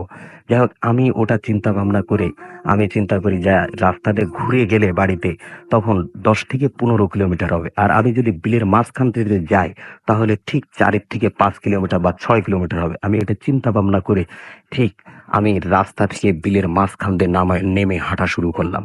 হাঁটতে হাঁটতে ঠিক বিলের মাঝামাঝি জায়গাটা আসলে আমি ঠিক মনের সুখে বা মনের দুঃখে একটা গান গেঁথে থাকি মনের মনের ভিতরে গুনগুন করে। যাই হোক, যে বিলির মাঝখান দিয়ে হাঁটছি, আমার সময়টা পার করতে হবে বা আমার ভয়টা আমার কাছ থেকে দূর করতে হবে যে মাঠের ভিতরে ঠিক আমি একা, দুদিকে আছে শুধু ধান পান, এগুলো ছাড়া আর কিছু না। আর আমি যে আলটা দিয়ে হাঁটছিলাম, যেটা জমির আল বলে, যা যেটা বলে ড্রেন বলে, ওটা ছিল ঠিক 10 ইঞ্চি থেকে 12 ইঞ্চি চওড়া। যাই হোক, কিছুক্ষণ পর পর আমার কাছে মনে হতো যেন আমার পিছন দিকেও হাঁটছে। আমি এটা চিন্তা ভাবনা করে আমি বারেই পিছনে তাকাতাম, কিছুই দেখতে পেতাম না। কিছু দূর আসার পরে মনে হলো যে ঠিক এখন যেন আমার পিছে কেউ আছে। আমি পিছনে ঘুরে তাকাতে দেখি একজন মুরব্বী বয়সী লোক, চুলগুলো ছিল সাদা, দাড়ি ছিল কালো, যাক হাঁটছে। আমি তাকে উদ্দেশ্য করে বলি, কাকু আপনি কি উপার যাবেন? সেই উপারটা হচ্ছে যে বিলের মাঝখানের উপরে যে গ্রাম, বা সোজা উপর পাশেই যে গ্রাম, এই গ্রামটাই থাকে। সে কোনো কথাই বলে না। তখন আবার বলি, কাকু আপনি কি গ্রামের উপারে যাবেন বা বিলের উপারে যাবেন? সে তখন কিছুই বলেন। আমি জিজ্ঞেস করি, ঠিক গ্রামের নামটা উল্লেখ করি, কাকু আপনি কি মূলদাড়ি যাবেন? তখন সে বলে, হ্যাঁ আমি মূলদাড়ি যাব। কিন্তু আওয়াজটা থাকে বিকট একটা খারাপ আওয়াজ, যে আওয়াজটা কোনো মানুষের মুখে এখন পর্যন্ত আমি শুনতে পাইনি। যাই হোক, সেই ওই কথা বললে আমি মনে করি যে মুরব্বী লোকটা তো কথার ভয়েসটা হয়তো অন্যরকম হয়ে যেতে পারে। এটা চিন্তা ভাবনা করে আমি হাঁটতে থাকি। আমার কাছে মনে হয় কিছু কিছু সময় বা কেন কেন যেন মনে হয় যে লোকটা আমার সাথে হাঁটতে হাঁটতে ঠিক আমার গার সাথে মিশে যাচ্ছে। আমি পিছে ফিরে তাকাতেই দেখি লোকটা ঠিক যতটুকু ফাঁকা ছিল ততটুকুই ফাঁকা আছে। এরকম 2-3 বার হওয়ার পরে আমি তাকে বলি, কাকু আপনি আমার সামনে দিয়ে হাঁটেন বা সামনে দিয়ে হাঁটেন। তখন কথা বলার সাথে সাথেই সে আমার সোজা বা আমার সামনে এসে আমার কাছে মনে হলো যে আমার শরীরের ভিতর দিয়ে ঢুকে পিছন দিয়ে ভিত হয়ে সে বেড়ে চলে গেল। আমি খুব আশ্চর্য হয়ে যাই, এটা কি হলো, যে উনি গেল কিভাবে? আমি দুদিকে তাকাতে থাকি, ধান পান আছে যেদিকে দুদিকে, আমি ডানে তাকাই, ধান আছে, ধান নড়ে না, বাদিকে ধান আছে, ধান নড়ে না। আমি চিন্তা করি যে আমাকে যদি ওভারটেক করে যেতে হয় তাহলে হয়তো আমার ধানের ভিতরে নামতে হবে, যেতে হবে, না হলে সে লোক ধানের ভিতর দিয়ে নেমে আমার সামনে যাবে। কিভাবে সে আগে গেল? এটা চিন্তা করে ভাবনা করি এবং আমার বুকের ভিতরে ভয় লাগে, খুব ভয় ধরে আমার ভিতরে। যাই হোক, আমি হাঁটতে থাকি ওনার পাশ পাশ। কিছু দূর যাওয়ার পরে যখন ধানের জমিটা শেষ হয়ে গেল, তখন হয়ে যায় ফাঁকা জমি, যেগুলো হাল চাষ করে তুলে ডেলা মাটি থাকে সেইগুলার ভিতরে। তখন আমি যেটা দেখতে পাই, কিছুক্ষণ পরে উনি হাঁটছিল, ঠিক ওনার পাটা মাটিতে ছিল না। উনি ঠিক মাটি থেকে 5-7 ইঞ্চি উপর দিয়ে হাঁটছে, যেটা দেখে আমি প্রচন্ড ভয় পেয়ে যাই। ভয় পেয়ে ঠিক আমি দাঁড়িয়ে পড়ি। তখন ঠিক উনি সামনে থেকেও দাঁড়ায় পড়ে। দাঁড়ায় পড়ার পরে আমি জিজ্ঞেস করি, কাকু আমি যে দাঁড়াইছি আপনি বুঝলেন কিভাবে? তখন সে আমাকে বলে যে তুমি যে দাঁড়াইছো আমি তোমার পায়ের আওয়াজে বুঝতে পারছি। কিন্তু আমি তার থেকে যতটুকু দূরত্বে ছিলাম ততটুকু পায়ের আওয়াজে বোঝার মতন কোনো কায়দাই ছিল না তার। যাই হোক, আমি সেটা চিন্তা ভাবনা করে আবার হাঁটলাম, যে আমি যেখানে আছি বিলের মাঝখানে, সেখান থেকে বাদিকে যত দূরে গ্রাম, ডান দিকেও তত দূরে গ্রাম, পিছনে তত দূরে গ্রাম, যা আমি যেদিকে যাব সেদিকেও আমার তত দূরে গ্রাম। যাই হোক, আমি আমার সামনের দিকে আগানোই উচিত। আমি সেটা মনে করি তার সাথে ভয়ে ভয়ে বা ভয় মনে নিয়ে আমি তার সাথে হাঁটতে থাকি। এরকম একটা অবস্থায় আমি চিন্তা করি, যাই হোক দেখি উনার সাথে, উনার কাছে যেয়ে দেখি উনি আসলে কি জিনিস। আমি জোরে হাঁটতে থাকি, উনি যে যে মাপে হাঁটছিল বা যে গতিতে হাঁটছিল তার থেকে গতি বাড়িয়ে ওনার দিকে হাঁটতে থাকি। কিন্তু আমি কেনই যেন ওনার পিছিয়ে যেতে পারি না। যতটুকুই ফাঁকা আছি ততটুকুই ফাঁকা সবসময় থাকি, যত জোরে হাঁটি। যাই হোক, ওনার কাছে যখন আমি না যেতে পারি আবার আমি দাঁড়াই পড়ি। দাঁড়ায় পড়ার পরে উনি দাঁড়ায় পড়ে। তখন আমাকে বলে যে দাঁড়াইলে কেন? আমি বলছি, কাকু আমার খুব ভয় ভয় লাগছে, আপনি আমার পাশ দিয়ে হাঁটেন। হ্যাঁ, তাহলে আমার ভয়টা একটু দূর হবে। আমি এটা চিন্তা ভাবনা করে কাকুকে এই কথাটা বললে বলে যে, "ঠিক আছে আমার পাশে আসো।" ঠিক উনি আমার বাঁদিকে থাকে। যখন আমি উনার কাছে যে হাঁটতে থাকি আমার মনের ভিতরে একটা চিন্তা থাকে যে, দেখি উনার গার সাথে টাচ লাগায় দেখি আসলে ঘটনা সত্যি কি মিথ্যা। এটা যাচাই করার জন্য আমি টাচ লাগাবো। এই যেভাবে টাচ লাগাবো আমি যতই উনার বাঁদিকে আমার বাঁদিকে সরি উনি ততই যেন আমার কাছে মনে হয় বাঁদিকে সরে যাচ্ছে এমনিতেই। কিন্তু আমি যেভাবে টাচ করার উদ্দেশ্য করি সেটা হচ্ছে রাস্তা দিয়ে একটা মেয়ে হেঁটে গেলে বা একটা বকনা ছেলে হাঁটে আসতেছে সে হুচুট খেয়ে পড়ে ইচ্ছা করে তার গার সাথে যেভাবে টাচ লাগে আমি ঠিক ওইভাবে তার গার সাথে টাচ লাগানোর জন্য চেষ্টা করি। সেটা হচ্ছে আমি যদি তার গার উপরে পড়ি তাহলে আমার মাথাটা ঠিক তার বুকের পাশে লাগবে বা কোমরে লাগবে বা মাথায় লাগবে। আমি সেরকম করে ঠিক লাফ দিয়ে তার গার উপরে পড়ি যে দেখি তার শরীরের সাথে আমার শরীরটা টাচ হয় কিনা। আমি যখনই লাফ দিই, লাফ দেওয়ার পরে মনে হলো যে তার ঠিক ডান পাশের কোমর দিয়ে আমার মাথাটা ভিত হয়ে আমি ওই পাশে উল্টে পড়ে গেলাম। পড়ে যাওয়ার পরে যেটা দেখলাম যে দেখি উনি আমার ঠিক ডান দিকে এসে আমার পার কাছে দাঁড়াইছে আমার দিকে ঠিক বড় চোখ করে তাকিয়ে। আমি প্রচন্ড ভয়ে উঠে আর খাড়া হয়ে দাঁড়াতে পারি না বা দাঁড়াতে পারি না। তখন যেটা হয় দেখি আমার পা কেটে বা পা কেটে যে মাটি টেলা মাটিগুলো শুকনা থাকে ওতে পা কেটে রক্ত পড়তেছে। কিন্তু সেই রক্তগুলো মাটিতে পড়তেছিল কিন্তু সেই মাটিতে যে রক্ত আছে সেরকম কোনো দাগ তাতে হচ্ছিল না বা সেই দাগটা তখনই মুছে যাচ্ছে। আমি যেটা করি আমার বাম হাত দিয়ে সেই রক্তটা এনে আমার চোখের কাছে নিয়ে দেখতে লাগি যে আসলে রক্তটা যাচ্ছে কোথায়। যখনই আমি ওটা দেখতে লাগি যে দেখি একটা পেট্রোল তেল বা একটা অকটেল তেল হাতে ধরে কাছে আনলে আস্তে আস্তে যেভাবে শুকিয়ে যায় সেইভাবে শুকিয়ে যাচ্ছে। আমি এটা দেখে প্রচন্ড ভয় পেয়ে যাই। প্রচন্ড ভয় পেয়ে ঠিক সেখানে দাঁড়ায় থাকি। উনি ঠিক আমার কাছ থেকে হেঁটে কিছু দূর সামনে চলে যায়। যাওয়ার পরে যেটা হয় আমি রাস্তার কাছাকাছি আসলে যে রাস্তাটাতে আমাকে উঠতে হবে সেই রাস্তার কাছাকাছি আসলে থাকে একটা মাছের ঘের বা মাছের খামার যেটাকে বলা হয়। সেইটা থেকে কিছু দূর দূরে থাকতে আমি যেটা দেখতে পাই ওই লোকটা বা ওই মুরব্বিটা ঠিক ওই মাছের ঘেরের পাড়ে উঠে গেল। মাছের ঘেরের পাড়ে থাকে আছে আম গাছ, জাম গাছ, আম গাছ, বাবলা গাছ এবং কলা গাছ। ঠিক উনি যেখানে উঠে গেল উনার মাথার উপরে ছিল বড় একটা বাবলা গাছ। যে বাবলা গাছের যে ডালটা উনি ধরেছিল সে ডালটা ছিল এতটুকুই মোটা যে ডালটা ঠিক ১০-১৫ ইঞ্চি মোটা। যে ডালটা আমার মতো লোকের ১০ জনের বা ১৫ জনের ডালটা নিচে টেনে নামানো সম্ভব হয় না বা হবে না। সেটা উনি একাই কেমন যেন টেনে ধরে নামাচ্ছে এবং ডালের সাথে উপরে উঠে চলে যাচ্ছে। আমি এটা দেখে প্রচন্ড ভয় পেয়ে ওখানে দাঁড়ায় থাকি। আমার কাছে মনে হয় যে আমার মনে হয় আজকে বাড়ি যাওয়া হবে না বা আমার ছোট ভাই আমাকে ভ্যানে না নিয়ে কেন যেন রাগ করে রেখে গেল। আমার লাশটা মনে হয় সকালবেলা এখান থেকেই নিয়ে যেতে হবে মরা অবস্থায়। আমি এটা মনে করে আমি ঠিক কাঁদতে থাকি। আমার চোখ দিয়ে ঝরঝর করে পানি ঝরতে থাকে। যাই হোক কিছুক্ষণ পরে দেখি গাছটা খুব নীরব আছে, তা গাছটা শান্ত আছে। গাছটার পরে সেই লোকটা আর নেই। আমি চিন্তা করি এই একটা সুযোগ দৌড় মেরে চলে যাওয়ার গাছের নিচে দিয়ে। কিন্তু আমি যেখান দিয়ে যাচ্ছি ওইখান দিয়েই যাওয়া ছাড়া আর আমার কোনো রাস্তা ছিল না। আমি ওই গাছের নিচে দিয়ে যাওয়ার সময় যখন দৌড় মেরে চলে যেতে যাই, তখন মনে হয় যে আমাকে পিছন দিয়ে কেউ ধাক্কা মেরে ফেলে দিয়েছে। আমি সামনে উবুড় হয়ে পড়ে যাই বা সামনের দিকে আমি পড়ে যাই। পড়ে পিছন দিকে তাকাই দেখি ঠিক ওই লোকটাই আছে কিন্তু সেই লোকটার থাকে একটা মুখ বা এক চেহারা। থাকে না কোনো বডি, থাকে না কোনো হাত, থাকে না কোনো পা।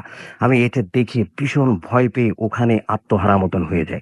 হওয়ার পরে যেটা হয় যে আমাকে উনি হাত দিয়ে না পা দিয়ে কি দিয়ে ধরে উনি ওই ডালটা টেনে ডালের সাথে বাঁধিয়ে আমাকে ছেড়ে দেয়। ডালটা যখন স্প্রিং করে উপরের দিকে উঠে যায় তখন আমি নিচে ঝাঁপ করে পড়ি।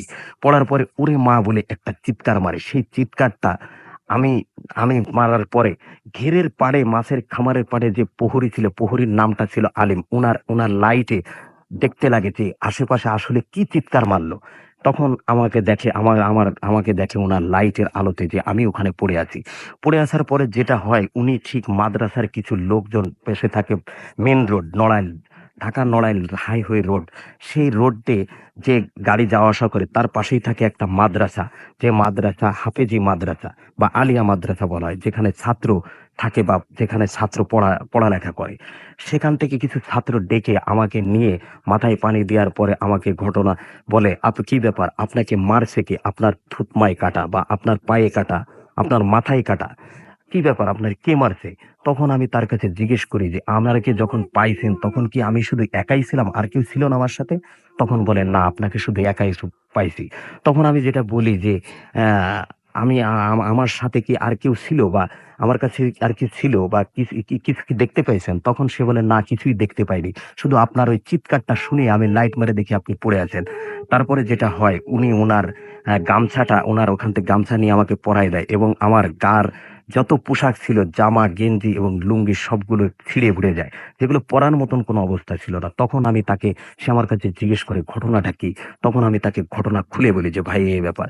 তখন সে আমাকে বলে যে, "ভাই, তাহলে তো এই কারণ আমার মাছের ঘেরের যে চিংড়ি মাছ, সে মাছটা প্রতি রাতে খেয়ে যায়। খেয়ে মাথাটা ঘেরের পাড়ে পাওয়া যায় কিন্তু মাছটা পাওয়া যায় না। কৃষি খায়। মালিকের কাছে আমি এটা জবাব দিতে পারি না। কিন্তু এখন তো আপনার ঘটনা শুনে আমি তো আর এই ঘেরে বা ঘেরে পোয়াত দিতে বা ঘের প্রহরী হিসেবে আর থাকতে পারবো না। আমার সাথে যদি আর কেউ থাকে তাহলে আমি এখানে থাকতে পারবো।" যাই হোক, ওই মাদ্রাসার ছাত্র বা উনি উনার কাছে আমাকে রেখে দিয়ে সকালবেলা বাড়িতে যখন পাঠায়, বাড়িতে মা মনে করে যে খুব মারামারি করে তয় আসছে। এটা মা মনে করে। কিন্তু আমি আমার আব্বাকে ঘটনা খুলে বলি। খুলে বলার পরে আমাদের গ্রামের হাফেজ নাম করে একজন লোক, তার নাম থাকে হাফেজ মহিউদ্দিন। তার কাছ থেকে কিছু পানি পড়া এনে দেয়। এনে দেওয়ার পরে আর আমাকে উনি ডাক্তারের কাছে পাঠায়। যে ডাক্তারের নাম আছে স্বপন ডাক্তার, হিন্দু ডাক্তার ছিল। তার কাছে পাঠায় যে, "তার কাছে যা, যায়ে তোর এই জায়গাতে চিকিৎসা করে আয় বা ওষুধ নিয়ে আয়।" রাসেল ভাই, এই ছিল আমার ঘটনা। আচ্ছা, আমি একটা জিনিস জিজ্ঞেস করতে চাই, সেটা হচ্ছে আমি সবাইকে জানাতেও চাই যে উনি যখন এসেছিলেন এই ঘটনা বলার সময় আমরা যারা ছিলাম, আমরা আজকের যে সমস্ত অতিথি তারা সবাই একসঙ্গে শুনছিলাম, তখন আপনি আপনার পায়ের কিছু দাগ দেখিয়েছিলেন হ্যাঁ, সেই হ্যাঁ, দিনের হ্যাঁ। ঘটনারে, বা আপনি যে আহত হয়েছিলেন জি, পায়ের এবং থুতনিতে আপনার দাগ জি, দেখেছি, এবং আপনি বললেন সমস্ত শরীরেই কিছু কাটা দাগ আছে। জি, জি, আপনি আরেকটা জিনিস বলছিলেন যে আপনি আমাকে একটু আগে, আমরা যখন বিজ্ঞাপন বিরতিতে ছিলাম তখন আপনি আমাকে আরো কিছু কথা বলছিলেন যে এই ঘটনাগুলো ঠিক একইভাবে আপনার সাথে ঘটেছে এবং আপনি এই ঘটনাগুলো কেউ বিশ্বাস করুক আর না করুক আপনি মিথ্যা বলছেন না, এরকম একটা কথা আপনি জি, জি, বলছিলেন। জি। জি, মানে আপনি কি বলছেন একটু বলেন, সবাইকে শুনুক সবাই একটু। যে আমার সাথে যে ঘটনা ৩ টা ঘটেছে তার বিরুদ্ধে দুটাই বলছি। যে দুটা না ছিল আমার সবচেয়ে ভয়ানক ঘটনা, যে ঘটনা আমার সাথে ঘটেছে। যাই হোক, আমি সবাই মনে করে এখানে যারা লিসনার্সরা মেসেজ পাঠায় তখন রাসেল ভাইয়ের কাছে জিজ্ঞেস করে, "রাসেল ভাই, এই ঘটনার কতটুকু সত্য বলে মনে করেন?" তখন রাসেল ভাই বলে, "লিসনারদের দলে ভূতে প্রেম। আমিও এখনো তাদের দলে। কিন্তু আমার ঘটনা কতটুকু সত্য সেটা জানাবেন লিসনার্সরা।" এবং আমি মনে করি যে আমার ঘটনা সম্পূর্ণ সত্য এবং আমি যে ঘটনাটা বলেছি এই ঘটনাটা এবং আমার মা, আব্বা প্রত্যেকটা ঘটনার সাথে জড়িত ছিল এবং প্রত্যেকটা ঘটনা জানতো। কিন্তু ময়মনসিংহে যে ঘটনা ঘটেছিল এই ঘটনা আমার মা-বাবা এখনো জানে না। এই বলতে চাচ্ছিলাম আমি। ওকে, তো আপনাকে অনেক ধন্যবাদ। আমাদের কাছে বেশ কিছু এসএমএস অলরেডি চলে এসছে, সেই এসএমএস গুলো আমরা পড়ে ফেলতে চাই। আমাদেরকে রাফি কক্সবাজার থেকে এসএমএস করেছেন এবং তার কাছে ভালো লাগছে। রবিন আমাদের এসএমএস করেছেন জুরাইন থেকে। আশিক হাসান আমাদের এসএমএস করেছেন মিরপুর থেকে। এছাড়াও আমাদের এসএমএস করেছেন, আচ্ছা আশিক হাসানের অবশ্য ভয় লাগছে সেটা তিনি জানিয়েছেন। মাসুদ খুলনা থেকে আমাদের এসএমএস করেছেন এবং আমাদেরকে এসএমএস করেছেন অনামিকা ময়মনসিংহ থেকে, খুব ভয় পেয়েছেন তিনি। আমাদেরকে কামরুল এসএমএস করেছেন আজিমপুর থেকে এবং আমাদেরকে এসএমএস করেছেন তুষার ময়মনসিংহ থেকে। শাওন আমাদের এসএমএস করেছেন আমাদেরকে শিহাব। এছাড়াও আমাদেরকে এসএমএস করেছেন বখতিয়ার রাজশাহী থেকে এবং তিনি বলছেন স্টোরিটা চমৎকার। লিংকন খুলনা থেকে এসএমএস করেছেন এবং তিনি বলছেন স্টোরিটা স্টোরির জন্মটা সুন্দর, আমি ঠিক বুঝলাম না। সেলিম আহমেদ আমাদের এসএমএস করেছেন আমাদেরকে জিহাদ। এসএমএস করেছেন আমাদেরকে অ্যাঞ্জেলা। এছাড়াও এসএমএস করেছেন আমাদেরকে ফিরোজ, নাহিদ, নাজমুল গাজীপুর থেকে। আফসানা আমাদের এসএমএস করেছেন, অনেক ভালো লাগলো। অর্পি আমাদের করেছেন আমাদেরকে। এছাড়াও নাজমা খান, ফার্স্ট স্টোরিটা আমার তার কাছে সবচেয়ে বেশি ভালো লেগেছে। মমিন আমাদের এসএমএস করেছেন, মমিন, সাজু, ইসরাফিল, রামপুরা বউবাজার থেকে। এছাড়াও আমাদের হাবিব এসএমএস করেছেন এবং আমাদেরকে এসএমএস, আচ্ছা তিনি বলছেন যে তিনি এখনো প্রথম যে ঘটনা সেটার কথাই বলছেন যে এটা কোনো ব্যাপারই না, এরকম স্বপ্ন আমিও দেখি। ওকে, আপনার আপনার স্বপ্ন যদি আপনার জানাতে ইচ্ছা করে আমাদেরকে ডেফিনেটলি আপনি জানাতে পারেন। কিন্তু ডিজে আতাহার আমাদের এসএমএস করেছেন নাসিরুদ্দিন হেলাল। এছাড়া অর্ণব আমাদের এসএমএস করেছেন আমাদেরকে জায়ের সহ আরো অনেকে। আপনি যদি এসএমএস করতে চান তাহলে মোবাইলের মেসেজ অপশনে গিয়ে টাইপ করুন ফুর্তি, FORTI, ফুর্তি স্পেস দিয়ে লিখুন আপনার নাম, স্পেস দিয়ে আপনার মেসেজ পাঠিয়ে দিন 9840 নাম্বারে। যদি আপনি চান আমাদের কাছে ইমেইল করে ঘটনা পাঠাবেন তাহলে আমাদের ইমেল অ্যাড্রেসটি জেনে নিন। আমাদের ইমেল অ্যাড্রেসটি হচ্ছে bhutfm@radiofurti.fm, which is BHWTFM@RADIOFORTI.FM। নাম, ঠিকানা এবং ফোন নাম্বার সহ আপনার জানা সবচাইতে ভয়ের ঘটনাটি আমাদের কাছে লিখে পাঠান। যারা দেশের বাইরে রয়েছেন তাদেরকে বলবো যে আপনার ঘটনাটি সরাসরি আপনি রেকর্ড করে পাঠাতে পারেন এবং ঘটনা যারা ইমেইলের মাধ্যমে পাঠাচ্ছেন, লিখে পাঠাচ্ছেন যারা, তাদেরকে বলবো যে দয়া করে শুরুতেই উল্লেখ করুন যে ঘটনাটি আপনি স্টুডিওতে এসে শেয়ার করবেন নাকি আপনি চান যে আপনার ঘটনাটা আমরা পড়ে শোনাই। আমাদের ফেসবুক ফ্যান পেজের অ্যাড্রেসটি হচ্ছে www.facebook.com/radiofurti। আর সেই সাথে আমি জানিয়ে দিচ্ছি যে আজকের এই এপিসোডে যদি কেউ মিস করে ফেলেন আনফরচুনেটলি, তাহলে আপনাকে অবশ্যই এয়ারটেল এমরেডিওর সাহায্য নিতে হবে। সেক্ষেত্রে আপনাকে আপনার এয়ারটেল নাম্বার থেকে ডায়াল করতে হবে 4040, সিলেক্ট করতে হবে চ্যানেল 22। দেখবেন যে একের পর এক বিভিন্ন এপিসোডের অপশন আপনাকে দেওয়া হচ্ছে। যে এপিসোডটি আপনি মিস করেছেন বা পুনরায় শুনতে চান সেটা আপনি সেখান থেকে শুনে ফেলতে পারবেন। অ্যান্ড নাও আপনি চাইলেই ভূত এফএমের যে কলার টিউনটা আছে, সেই টিউনটা আপনি কলার টিউন বা মাই টিউন হিসেবে সেট করে ফেলতে পারেন। শুধু আপনাকে জানতে হবে এর কোড নাম্বারটি, and the code number is 92125। আপনার মোবাইলের মেসেজ অপশনে গিয়ে টাইপ করুন সিটি, স্পেস দিয়ে টাইপ করুন 92125 এবং এসএমএসটি সেন্ড করুন 3123 নাম্বারে। ব্যাস, এই টিউনটা আপনার হয়ে যাবে। যাবো আলিফের ঘটনায়, তবে তার আগে একটা ছোট্ট বিজ্ঞাপন বিরতিতে যেতে হবে আমাকে। ফিরে আসছি একটু পরে। আমাদের সাথে থাকুন। স্টে টিউনড রেডিও ফুর্তি, অ্যান্ড ডোন্ট স্টপ দ্য ফুর্তি।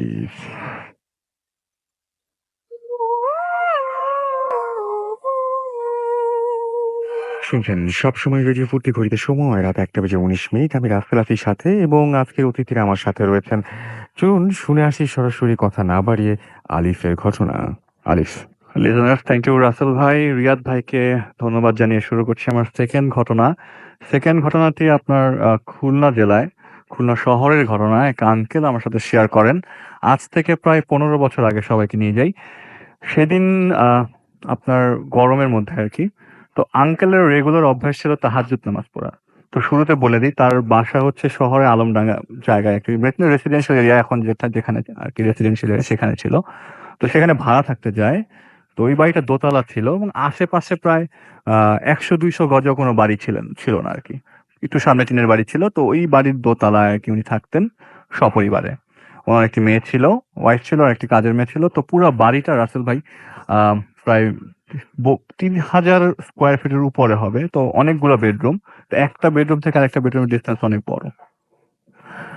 তো উনার যে মানে মাস্টার বেড যেখানে উনি থাকতেন। তো ঘটনার দিনে আসি। সেদিন আপনার তাহাজ্জুদের জন্য মানে ফজরের আজানের 1 ঘন্টা আগে তিনি উঠেন সব সময় তাহাজ্জুদ নামাজ পড়বার জন্য। তো তাহাজ্জুদ নামাজ পড়বার সময় সে উঠে বিছানায় কিছুক্ষণ টাইম ওয়েস্ট করে এবার ঘুমটাকে কাটানোর জন্য। তো সেই ঘুমটা কাটানো অবস্থায় তার কানের মধ্যে একটি সাউন্ড ভেসে আসে, একটি বাচ্চা কান্না করছে। এখন আপনার বাসায় যদি পাশের রুম থেকে কোনো শব্দ আছে, বা আপনি আপনার রুমের ডিস্টেন্সটা বুঝবেন যে এটা আমার রুম থেকে বা আমার ফ্ল্যাট থেকে আসছে বা পাশের বাড়ি থেকে আসছে, এটা আপনার ধারণার মধ্যে আর কি। তো উনি ভাবলেন যে এটা আমার বাসার থেকেই আসছে। তো উনি চিন্তা করলো, তো দাঁড়ালো এবং দেখলো যে এখনো মানে স্পষ্ট সাউন্ডটা তার কানে ভেসে আসছে। তখন তার ঘুম চোখে নেই। সে দেখলো তার মেয়ের রুম, যে রুমটা, সেই রুমটার পাশের রুম থেকে কান্নাটা ভেসে আসছে। সে ওই রুমে যায় এবং ওই রুমে যাওয়ার পরে দেখে যে না, কোনো কান্না এই রুম থেকে না, পাশের রুম থেকে, মানে তার মেয়ের রুম থেকে আসছে। তো কৌতূহল বশত সে তার মেয়ের রুমটা নক করে এবং নক করবার পর তার মেয়ে অনেকক্ষণ পর দরজা খুলে এবং দেখে যে মেয়ে এতক্ষণ ঘুমিয়েছিল। বললো যে কিরে মা, তোর রুম থেকে কোনো কান্নার সাউন্ড পাচ্ছিস তুই বা কিছু? আমি পাচ্ছিলাম। বলে, না তো বাবা। বলে, আচ্ছা ঠিক আছে, ঘুমা। এই বলে সে তাহাজ্জুদ নামাজ শেষ করে। এর পরের দিন ঠিক একই অবস্থায় তাকে এরকম একটি সাউন্ড তাকে শুনতে হয়। ঘুম থেকে উঠবার পর যখন সে অজু করে আপনার মানে বাথরুম থেকে বেরিয়ে এসছে, তখনই তার কানে ভেসে আসে এই সাউন্ডটা, বাচ্চা কাচ্চা তার বাসায়। সে তার মেয়ের পাশের রুমে যায়। ঠিক অবিকল ভাবে ওই রুমে ঢোকার পরে কান্নাটা সে শুনতে পায় তার মেয়ের রুম থেকে আসছে।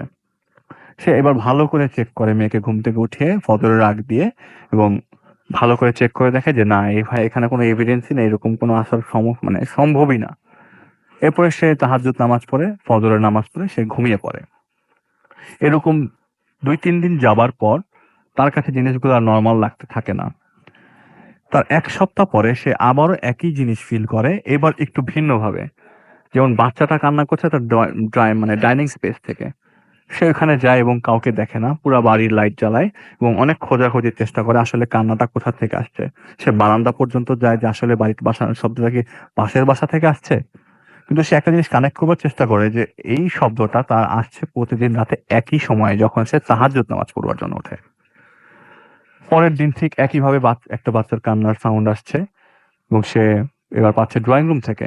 ড্রয়িং রুমে যাবার পরে সে দেখে কোনো বাচ্চা নেই। এবং কোনো কিছুই নেই, সাউন্ডটা ভ্যানিশড। এবং সে এরকম ভাবে আরো 2-3 দিন যায়, এবং 2-3 দিন যাওয়ার পরে লাস্ট দিন, এটা হচ্ছে আপনার প্রায় ওই দিন থেকে প্রায় 1-2 মাস পরে, রোজা রমজানের আগ দিয়ে তার, মানে সরি, শবে বরাতের আগ দিয়ে তার এই ঘটনাটা তার সম্মুখীন করতে হয়। সে ঘুম থেকে ওঠে, অজু করে, এবং অজু করবার পর এরকম একটা বাচ্চার সাউন্ড আসে, কিন্তু ওই সময় বাচ্চাটা মানে হাসাহাসি করছে এরকম কিছু একটা।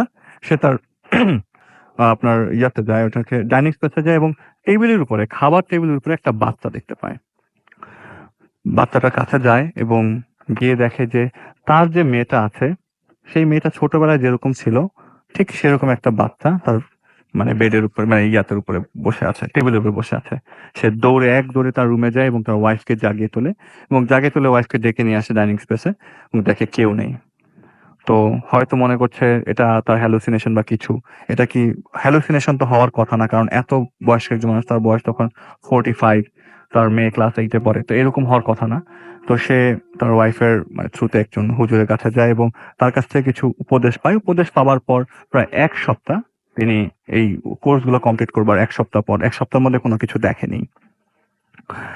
1 সপ্তাহ পরে সে আবারও ঠিক একই জিনিসগুলোর সম্মুখীন হয়। সে ঘুম থেকে ওঠে এবং উঠার পরে তার রুমের ভেতরে একটি স্টোর রুম আছে, ওই যে ছোট ছোট জায়গা থাকে রাসেল ভাই, সেসব জায়গাগুলো থেকে সে এরকম একটা বাচ্চার সাউন্ড পাচ্ছে। তো সে রান্নাঘরে যায় এবং রান্নাঘর থেকে ঝুল ঝাড়ু আছে যেগুলো দিয়ে উপরে ঝুল পরিষ্কার করে, সেটা দিয়ে বাড়ি দেয় স্টোর রুমে। কিন্তু সাউন্ড ক্রমা মানে আসতেই থাকে, বাচ্চার কান্নার সাউন্ড আসতেই থাকে। ওই মুহূর্তে আরেকটি বাচ্চা কান্না করছে তার ড্রয়িং রুমে। সে সাথে সাথে ড্রয়িং রুমে যায়, কিন্তু কাউকে কিছু দেখে না। এই জিনিসগুলো অবিরত হতেই থাকে তার সাথে 3-4 দিন ধরে, এবং সে প্রতিদিনই প্রচন্ড মানে ভয়ে মানে ভীত সন্ত্রস্ত অবস্থা থাকতে থাকে। কিন্তু এই ঝামেলাগুলো ওনাদের ফ্যামিলির কারোর সাথে ঘটতে থাকে না। লাইক ওনার ওয়াইফ এগুলি কিছু মানে ফিল করে না, ওনার মেয়েও ফিল করে না। তো যেটা হচ্ছে যে শবে বরাতের ঘটনায় চলে যাই, তার কিছুদিন পর শবে বরাত ছিল। তো শবে বরাতের দিন আমরা অনেকেই আমাদের আত্মীয় স্বজনদের কবরস্থানে কবর জিয়ারত করতে যাই, এবং উনিও ব্যতিক্রম না, উনিও যায় কবর জিয়ারত করতে। ওনার ছোট ভাইয়ের কবর খুলনাতেই। তো ওই দিন কবরস্থানে অনেক মানুষ জিয়ারত করতে গেছে। তো ওনার ভাইয়ের কবরটা ছিল ওই কবরস্থানের সবচেয়ে কোনায়। পারিবারিক গোরস্থান, এবং ওখানে অনেকেই আসে এলাকার লোকজন। তো উনি যখন ওনার ভাইয়ের কবরের সামনে যায়, যেটা হয়তো অবিশ্বাস লাগতে হতেও পারে বা কিছু, উনি আমাকে যেটা বললেন যে এটা আমার মানে নিজের চোখে দেখা, আমি 5 ওয়াক্ত নামাজ পড়ি, আমি এভাবে মানে দেখবো কখনো কোনো কিছু, মানে আমি এভাবে ইমোশনালি বিপর্যস্ত হয়ে পড়বো এটা কখনো চিন্তা করতে পারিনি। তো উনি ওনার ভাইয়ের কবরের সামনে যায়, এবং কবরের সামনে যাওয়ার পরে দেখে যে একটা লোক সাদা কাপড় পরা একটা বাচ্চা কোলে নিয়ে বসে আছে কবরের পাশে, বসে মাথা নিচু করে চুপ করে বসে আছে। মনে হচ্ছে কেমন একটা অসহায় মানুষ বসে আছে এই জায়গায়। সে যখন ভালো করে লক্ষ্য করবার পর দেখে এটা ওনার ভাই, যে মৃত ভাইয়ের কবরস্থানে কবর জিয়ারত করতে এসেছে তিনি, তার ভাই, এবং কোলে যে বাচ্চাটি, সেই বাচ্চাটি হচ্ছে তার ছোটবেলার মেয়ে। মানে তার মেয়ে তো বেঁচে আছে রাসেল ভাই, তার ছোটবেলার মেয়ে। তো এই অবস্থা দেখে সে বাসায় চলে আসে এবং আমার ওয়াইফকে আবারও জানায়, এবং যে এই অবস্থা তো কখনো সম্ভব না, এগুলি কখনো আমি দেখি নাই, হঠাৎ করে এগুলি আমি দেখছি। তোমার যে মানে আমার এই কাজটা করেনি হুজুরের যে কোর্সটা, আমি আবার যাবো ওনার কাছে। উনি আবার ওনার হুজুরের কাছে যায় এবং ঠিক একইভাবে একই কোর্স দেয়। এরপরে উনি বাসাটা চেঞ্জ করে ফেলে। চেঞ্জ করবার পর ওনার বাসাটা খুলনা মানে শহরের মধ্যেই হওয়ার একটা জায়গায়, এবং বাসাটা অত বড় ছিল না আগের বাসার মতো। তো নর্মালি জীবনযাপন করতে থাকে। হঠাৎ করে একদিন রমজানের ঈদের 7 থেকে 8 দিন আগে, সে সেহরি করার পরে বাসার মানে যে রুমে লাইট অফ ছিল সেই রুমে সে অনেকগুলো মানে মানে সাউন্ড শুনে আসতে দেখে, ভেসে আসতে দেখে, মানে সাউন্ড শুনতে থাকে, অনেকগুলো বাচ্চার মানে কান্নার সাউন্ড। সে সেহরি করে শেষ করে রুমে বসেছিল, ফজরের আজানের জন্য ওয়েট করছিল। এমন সময় সে ড্রয়িং রুমে যায় এবং দেখে সেখানে মানে টেবিলের চারপাশে প্রায় 20-30টা বাচ্চা একসাথে বসে কান্না করছে। এটা দেখে ওখানে উনি সেন্সলেস হয়ে যায়। এরপরে ওনাকে খুলনা একটা ছোট হসপিটালে নেওয়া হয়, ওখান থেকে ট্রান্সফার করা হয় সোহরাওয়ার্দীতে। সোহরাওয়ার্দী ট্রান্সফার করবার পর তাকে হার্টে এরকম সমস্যা ধরা পড়ে, এবং তারপর থেকে উনি মানে আবারও একই হুজুরের কাছে যায় এবং বলে যে আপনি যেসব জিনিস দিয়েছিলেন এগুলো কিছুতেই কাজ হয়নি। তখন উনি জানতে পারে যে পারিবারিকভাবে আমাকে ডিটেলস বলেনি। পারিবারিকভাবে ওনাকে মানে ক্ষতি করতে চাওয়া হয়েছিল এবং ক্ষতি করতে চাওয়ার কারণে সে এইসব জিনিসগুলোর সম্মুখীন হয়েছে। আহ, এখন উনি মানে অনেক চেষ্টা করবার পরেও মানে ওনার হেল্প নিয়ে এই যে জিনিসগুলো থেকে কাটিয়ে উঠে আসছে এবং উনি এখন সুস্থ আছে, কিন্তু তারপরেও তার মনে হয় যে এই মনে হয় কান্নার সাউন্ড ভেসে আসবে বা কিছু, কিন্তু এখন ওরকম আর সমস্যা মানে ওই হচ্ছে না ভাই। পরে উনি মানে কোনো একজনের মাধ্যমে সুস্থ হয়েছেন? হ্যাঁ হ্যাঁ, অবশ্যই। আচ্ছা। এবং উনি যেটা জেনেছিলেন যে ওনাকে যে জিনিসটা দিয়ে ক্ষতি করা হয়েছিল সেটা অনেক পাওয়ারফুল ছিল। ওনাকে প্রথমে যে কোর্সটা দেওয়া ছিল সেটা কমপ্লিটলি কাজ করেনি। পরে যখন আরো পাওয়ারফুল ডোজ দেওয়া হয় এবং এটা পরে কাজ করে গেছে আর কি, পরে জিনিসটাকে টোটালি বন্ধ করে দেওয়া হয়, মানে এটা কাটিয়ে উঠে আসে আর কি। এখন উনি সুস্থ আছেন এখন উনি তাহলে? সুস্থ। অনেক ধন্যবাদ আলিফ। আমরা পরবর্তী একটা ঘটনা শুনলাম আলিফের কাছে। এই ঘটনাটাও বেশ চমৎকার লাগলো আমার কাছে। আমি জানি না যে আপনাদের কাছে কেমন লেগেছে। আমরা একটা ছোট্ট বিজ্ঞাপন বিরতি চলে যাবো, একদম সময় নেই। আমরা বিজ্ঞাপন বিরতি করে আবারও ফিরে আসছি। আমাদের সাথে থাকুন। স্টে টিউনড রেডিও ফুর্তি অ্যান্ড ডোন্ট স্টপ দ্য ফুর্তি।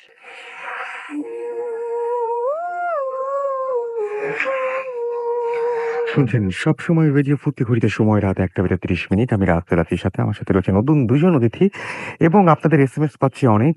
তানভীর খান আমাদের ঢাকা থেকে এসএমএস করে বলছেন 4th স্টোরিটা খুব ভয় পেয়েছেন তিনি। নাজমুল টিকাটুলি থেকে আমাদের এসএমএস করেছেন আমাদেরকে ইসরাইল রাজশাহী থেকে এবং আমাদেরকে এসএমএস করেছেন দেখতে পাচ্ছি Leon. Third story was very good. আমাদের এসএমএস করেছেন ইপা লালবাগ থেকে। ভাইয়া ভূত এফএম আমার আর আমার হাজবেন্ড মিলে শুনছি। রুদ্র চট্টগ্রাম থেকে এসএমএস করেছেন আমাদেরকে আসিফ সাতক্ষীরা থেকে এবং এসএমএস করেছেন আমাদেরকে রিপন মানিকগঞ্জ থেকে। আমাদেরকে এছাড়াও কামরুল লুসা এসএমএস করেছেন আজিমপুর থেকে। আমাদের এসএমএস করেছেন রৌফ রৌফ খান। এছাড়া আমাদের এসএমএস করেছেন দেখতে পাচ্ছি আমাদেরকে এসএমএস করছেন দেখতে পাচ্ছি আচ্ছা সুজন, আচ্ছা আমাদেরকে জেবি এসএমএস করেছেন আমাদেরকে তাসবির। এছাড়াও সুমি এসএমএস করেছেন খুলনা থেকে। এবং সেকেন্ড ঘটনা বশির ভাইয়ের খুব ভালো লেগেছে। আমাদেরকে মোস্তাক বেইলি রোড থেকে এসএমএস করেছেন এবং আমাদেরকে এসএমএস করেছেন ডলার, এসএমএস করেছেন ইভান, এসএমএস করেছেন আমাদেরকে অর্পি মিরপুর 14 থেকে। ভূত এফএম জমে উঠেছে এরকম কিছুটা বলেছেন তিনি। আমাদেরকে এছাড়া এসএমএস করেছেন এস কে সুমন, আমাদেরকে নিশাদ এসএমএস করেছেন এবং তার কাছে স্টোরিটি অসাম লেগেছে। আমাদেরকে এছাড়াও এসএমএস করেছেন মাসুম বেলাল রাজশাহী থেকে। তিনি এবং তার 3 ফ্রেন্ড মিলে লাইট বন্ধ করে ভূত এফএম শুনছেন। রবিউল ইসলাম আমাদের এসএমএস করেছেন আমাদেরকে পৃথি। এছাড়াও আমাদের এসএমএস আচ্ছা পৃথিবীর নিশাত, ওকে, মালিবাগ থেকে এসএমএস করেছেন এবং আমাদেরকে এসএমএস করেছেন দেখতে পাচ্ছি আরাফাত ঢাকা থেকে। অল স্টোরিজ তার কাছে মানে অসম লেগেছে। এছাড়া আমাদেরকে এসএমএস করেছেন পলাশ, এসএমএস করেছেন রুহিত। আসলে কথা বলার বেশি টাইম নেই, আমরা সরাসরি ঘটনা চলে যাচ্ছি। আমাদের নতুন আরো একজন অতিথি জয়েন করেছেন, তার কাছে আপনার নামটা একটু প্লিজ বলবেন এবং কোথা থেকে এসেছেন? হ্যালো লিসেনার্স, আমি বিলাস মিরপুর থেকে এসেছি। তো আমি আমার স্টোরিটা শুরু করতেছি। তো এই স্টোরি হচ্ছে লন্ডনের। তো লন্ডন থেকে শুরু হয় লস অ্যাঞ্জেল পর্যন্ত। তো যিনি আমাকে শেয়ার করছেন, ওনার কাজ করতাম আমি অনলাইনে। তো ওনার ওয়াইফ ছিল আমেরিকান। উনি আর ওনার ওয়াইফ এবং ওনার ছেলে বেড়াতে যায় লস অ্যাঞ্জেল শহরে। তো একটা হোটেলে উঠে, তো হোটেলে থাকাকালীন তো কোনো সমস্যা হয় না, 2-3 দিন ছিল। তো পরের দিন আইসা পড়বে, তো ওনার ওয়াইফ ওনার ছেলে চলে যায় বাপের বাড়িতে। এখানে ওনার ওয়াইফের বাপের বাড়ি ছিল। উনি রাতে একা থাকে হোটেলে। তো রাতে প্রায় 12টা ওভার হয়ে গেছে, উনি ল্যাপটপে কাজ করতেছে। তো উনি ওয়াশরুমে যায়, নর্মালি ওনার রুমে কেউ থাকে না। উনি ওয়াশরুম থেকে যখন ব্যাক করে তখন দেখে ওনার ল্যাপটপে নর্মালি যেসব কাজ করেছিল কোনো কাজ নেই। অন্য অন্য সব ফাইল ওপেন করা, জাস্ট সবকিছু র্যান্ডমলি ওপেন হয়ে গেছে। তো উনি চিন্তা করলো হয়তো বা ইলেকট্রিক জিনিস হইতেই পারে। তিনি নর্মাল ভাবে নিলেন। তিনি আবার ল্যাপটপে কাজ শুরু করলেন এবং কাজ করতে করতে এক পর্যায়ে তিনি চিন্তা করলেন যে ঘুমাবো। তখন রাত প্রায় 3টা বাজে। তো উনি ল্যাপটপটা অফ করে নামিয়ে তারপরে ওয়াশরুমে ফ্রেশ হয়ে শুতে যায়। তখন যখন ওয়াশরুম থেকে বের হয় তখন দেখে যে ল্যাপটপটা অন করা প্লাস কাজ চলতেছে। এর আগে যখন দেখছিল তখন কাজ চলতেছিল না, সবকিছু ওপেন ছিল। এবার র্যান্ডমলি কাজ চলতেছে, টাইপিং হইতেছে, বাট কেউ নাই। মানে ল্যাপটপের সামনে যে কেউ থাকবে বা অবয়ব থাকবে কোনো কিছুই ধরনের সব কাজ করতেছে। তো উনি চিন্তা করেন যে ল্যাপটপটা অফ ছিল, তারপর অন করা। তো উনি চিন্তা হয়তো বা রাত জাগছে বেশি, যার কারণে এরকম হইতে পারে। উনি ল্যাপটপ অফ করে বেডে চলে যায়। তো রাত 3টার পরে হয়ে গেছে। তো উনি ঘুমাইতেছে, তো কলের আওয়াজে, পানি ট্যাবের আওয়াজে ঘুম ভেঙে যায়। তো উনি ঘুম ভেঙে দেখে যে ওয়াশরুমে লাইট জ্বলতেছে প্লাস ভিতরে মানে সবগুলো কল ছেড়ে দেয়া। আমি চিন্তা করলাম যে আমি তো ওয়াশরুমে কল তো অফ করছি প্লাস লাইটটাও অফ ছিল। তো উনি একটু ভয়ে ভয়ে উঠে ওইটা ওয়াশরুমের গেটটা যখন ধাক্কা দেয় তখন দেখে যে কোনো পানির আওয়াজ নাই, প্লাস কলগুলা বন্ধ। ইভেন পানির যদি মাত্র পড়ে যে পানি গড়ায় পড়বে সেরকম কোনো পানি নেই, সবকিছু নর্মালি ছিল। একটু আগে ওয়াশরুম ইউজ করছে, নর্মালি হালকা পাতলা পানি ছিল সেগুলা, কিন্তু লাইটটা তখনও জ্বলতেছিল। তখন তার ভয় লেগে যায়। তখন সে বেরিয়ে আস্তে আস্তে চিন্তা করে সবকিছু মিলে থাকে যে ল্যাপটপ অন ছিল বা সবকিছু মিলে থাকে। তখন আবার ওয়াশরুমে যখন তাকায় তো ওয়াশরুমের লাইটটা কিন্তু অনই ছিল, অফ করার তো খেয়াল ছিল না ওনার। তো ওয়াশরুমের সামনে দেখে গেটের সামনে একটা মেয়ে দাঁড়ায় আছে। তো পিছনের লাইটটার কারণে সামনে চেহারা বোঝা যেতেছে না। তো মেয়েটা অল্প বয়সী যেটুকু বোঝা গেল, তো 25-30 হবে এই টাইপের। তো মেয়েটা ওনার দিকে তাকিয়ে আছে। ভাই আমরা কিন্তু এরকম দেখছি যে বা শুনি যে হিংস্র টাইপের চেহারা বা ভয়ঙ্কর একটা চেহারা থাকে, তো ওইরকম কিছুই না। মেয়েটা খুব করুণ চোখে তাকিয়ে আছে বা একটু হোপলেস টাইপের এই টাইপের চোখে তাকিয়ে আছে। তো উনি ভয় পেয়ে যে ওনার রুমে কেউ ছিল না, একটা মেয়ে আসলো কই থেকে। তো উনি ভয় ইন্টারকমে ফোন দিবে। তো রিসিভার উঠানোর সময় যখন ডান দিকে তাকালো তখন দেখে একটা বাচ্চা মেয়ে এখানে দাঁড়ায় আছে, 5-6 বছর হবে। তো উনি এবার সম্পূর্ণ ভয় পেয়ে যায়, কারণ রুমে তো কেউ ছিল না। আর রাত জাগার কারণে এত হ্যালুসিনেশন হবে না, কারণ একটা পর একটা ঘুরতেছে। তো এটা নিতে না পারা ব্রেনে প্রেশার হয়, যার কারণে সেন্সলেস হয়ে যায়। তো পরের দিন যখন হাসপাতালে জ্ঞান ফিরে, তখন জ্ঞান ফেরার পরে উনি জানতে পারে যে উনাকে নাকি রুমের বাইরে পাওয়া গেছে। উনি যতক্ষণ সেন্স ছিল উনি তার বেডের উপরে ছিল। তো উনার ফ্যামিলি কাউকে বলে নাই। পরে লন্ডনে এসে পড়ে। তো লন্ডনে সবকিছু ঠিক ছিল নর্মালি। উনি ওই অবস্থাটা কাটায় ব্যাক করছে, জবে শুরু করছে।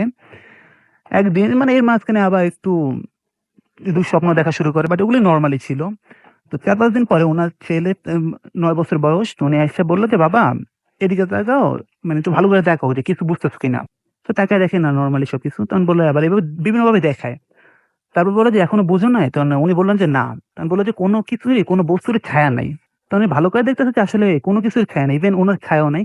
তো ওনার সামনে ল্যাপটপের পিছনে লাইট, তো যার কারণে সামনে ছায়া পড়ার কথা, কোনো ছায়াও নাই। তো উনি এইভাবে চিন্তা করলো যে লাইটের আলো সম্ভবত অনেক বেশি, যার কারণে ছায়াটা পড়তেছে না, রিফ্লেক্ট হয়ে সব দিকে আলোটা যাচ্ছে। তো উনি ছেলে কিছু না বলে উনি বাইর হয়ে যায়, সব পুরা ঘরটা চেক করে যে কোনো কিছু যে ছায়া আছে কিনা। তো উনি দেখলেন যে পুরা দোতলা বিল্ডিং, তো নিচতলা দোতলা কোনো কিছুরই ছায়া নাই। লাইট বন্ধ করে বা লাইট ছেলে বা টর্চ দিয়ে কোনো কিছুরই ছায়া নাই। তো উনি এটা চিন্তা করলো যে হয়তোবা কোনো ঘরে কোনো সমস্যা হইতে পারে, প্যারানরমাল ওনার মাথায় আসে নাই। তা 2 দিন পরে উনার ওয়াইফ একদিন উনাকে বলতেছে যে গত রাতে উনার ছেলে আর উনার ওয়াইফ বাড়ির সামনে কথা বলতেছিল বা কোনো খেলাধুলা করতেছিল। তো উনার wife যখন বাড়ির দিকে তাকালো ছাদে, দেখতেছে যে একটা মেয়ে রেলিং এর উপরে হাঁটতেছে। তো উপরের আলো না থাকার কারণে বোঝা যাইতেছিল যে একটা মেয়ে, কারণ বাতাসে চুল উঠতেছে, নর্মালি হাঁটতেছে। তো উনি জোরে উঠে ছাদে, কারণ ওনার মধ্যে এই প্যারানর্মাল কোনো কিছু চিন্তা ভাবনা ছিল না, হয়তো বা কেউ লাভ দিবে বা ওনার কাজের মেয়ে ছিল বা এই টাইপের উনি ছিল যে কেউ কি আবার দুষ্টামি করে হাঁটতেছে কিনা এইভাবে। উনি ওই ছাদে যায় দেখে কেউ নাই।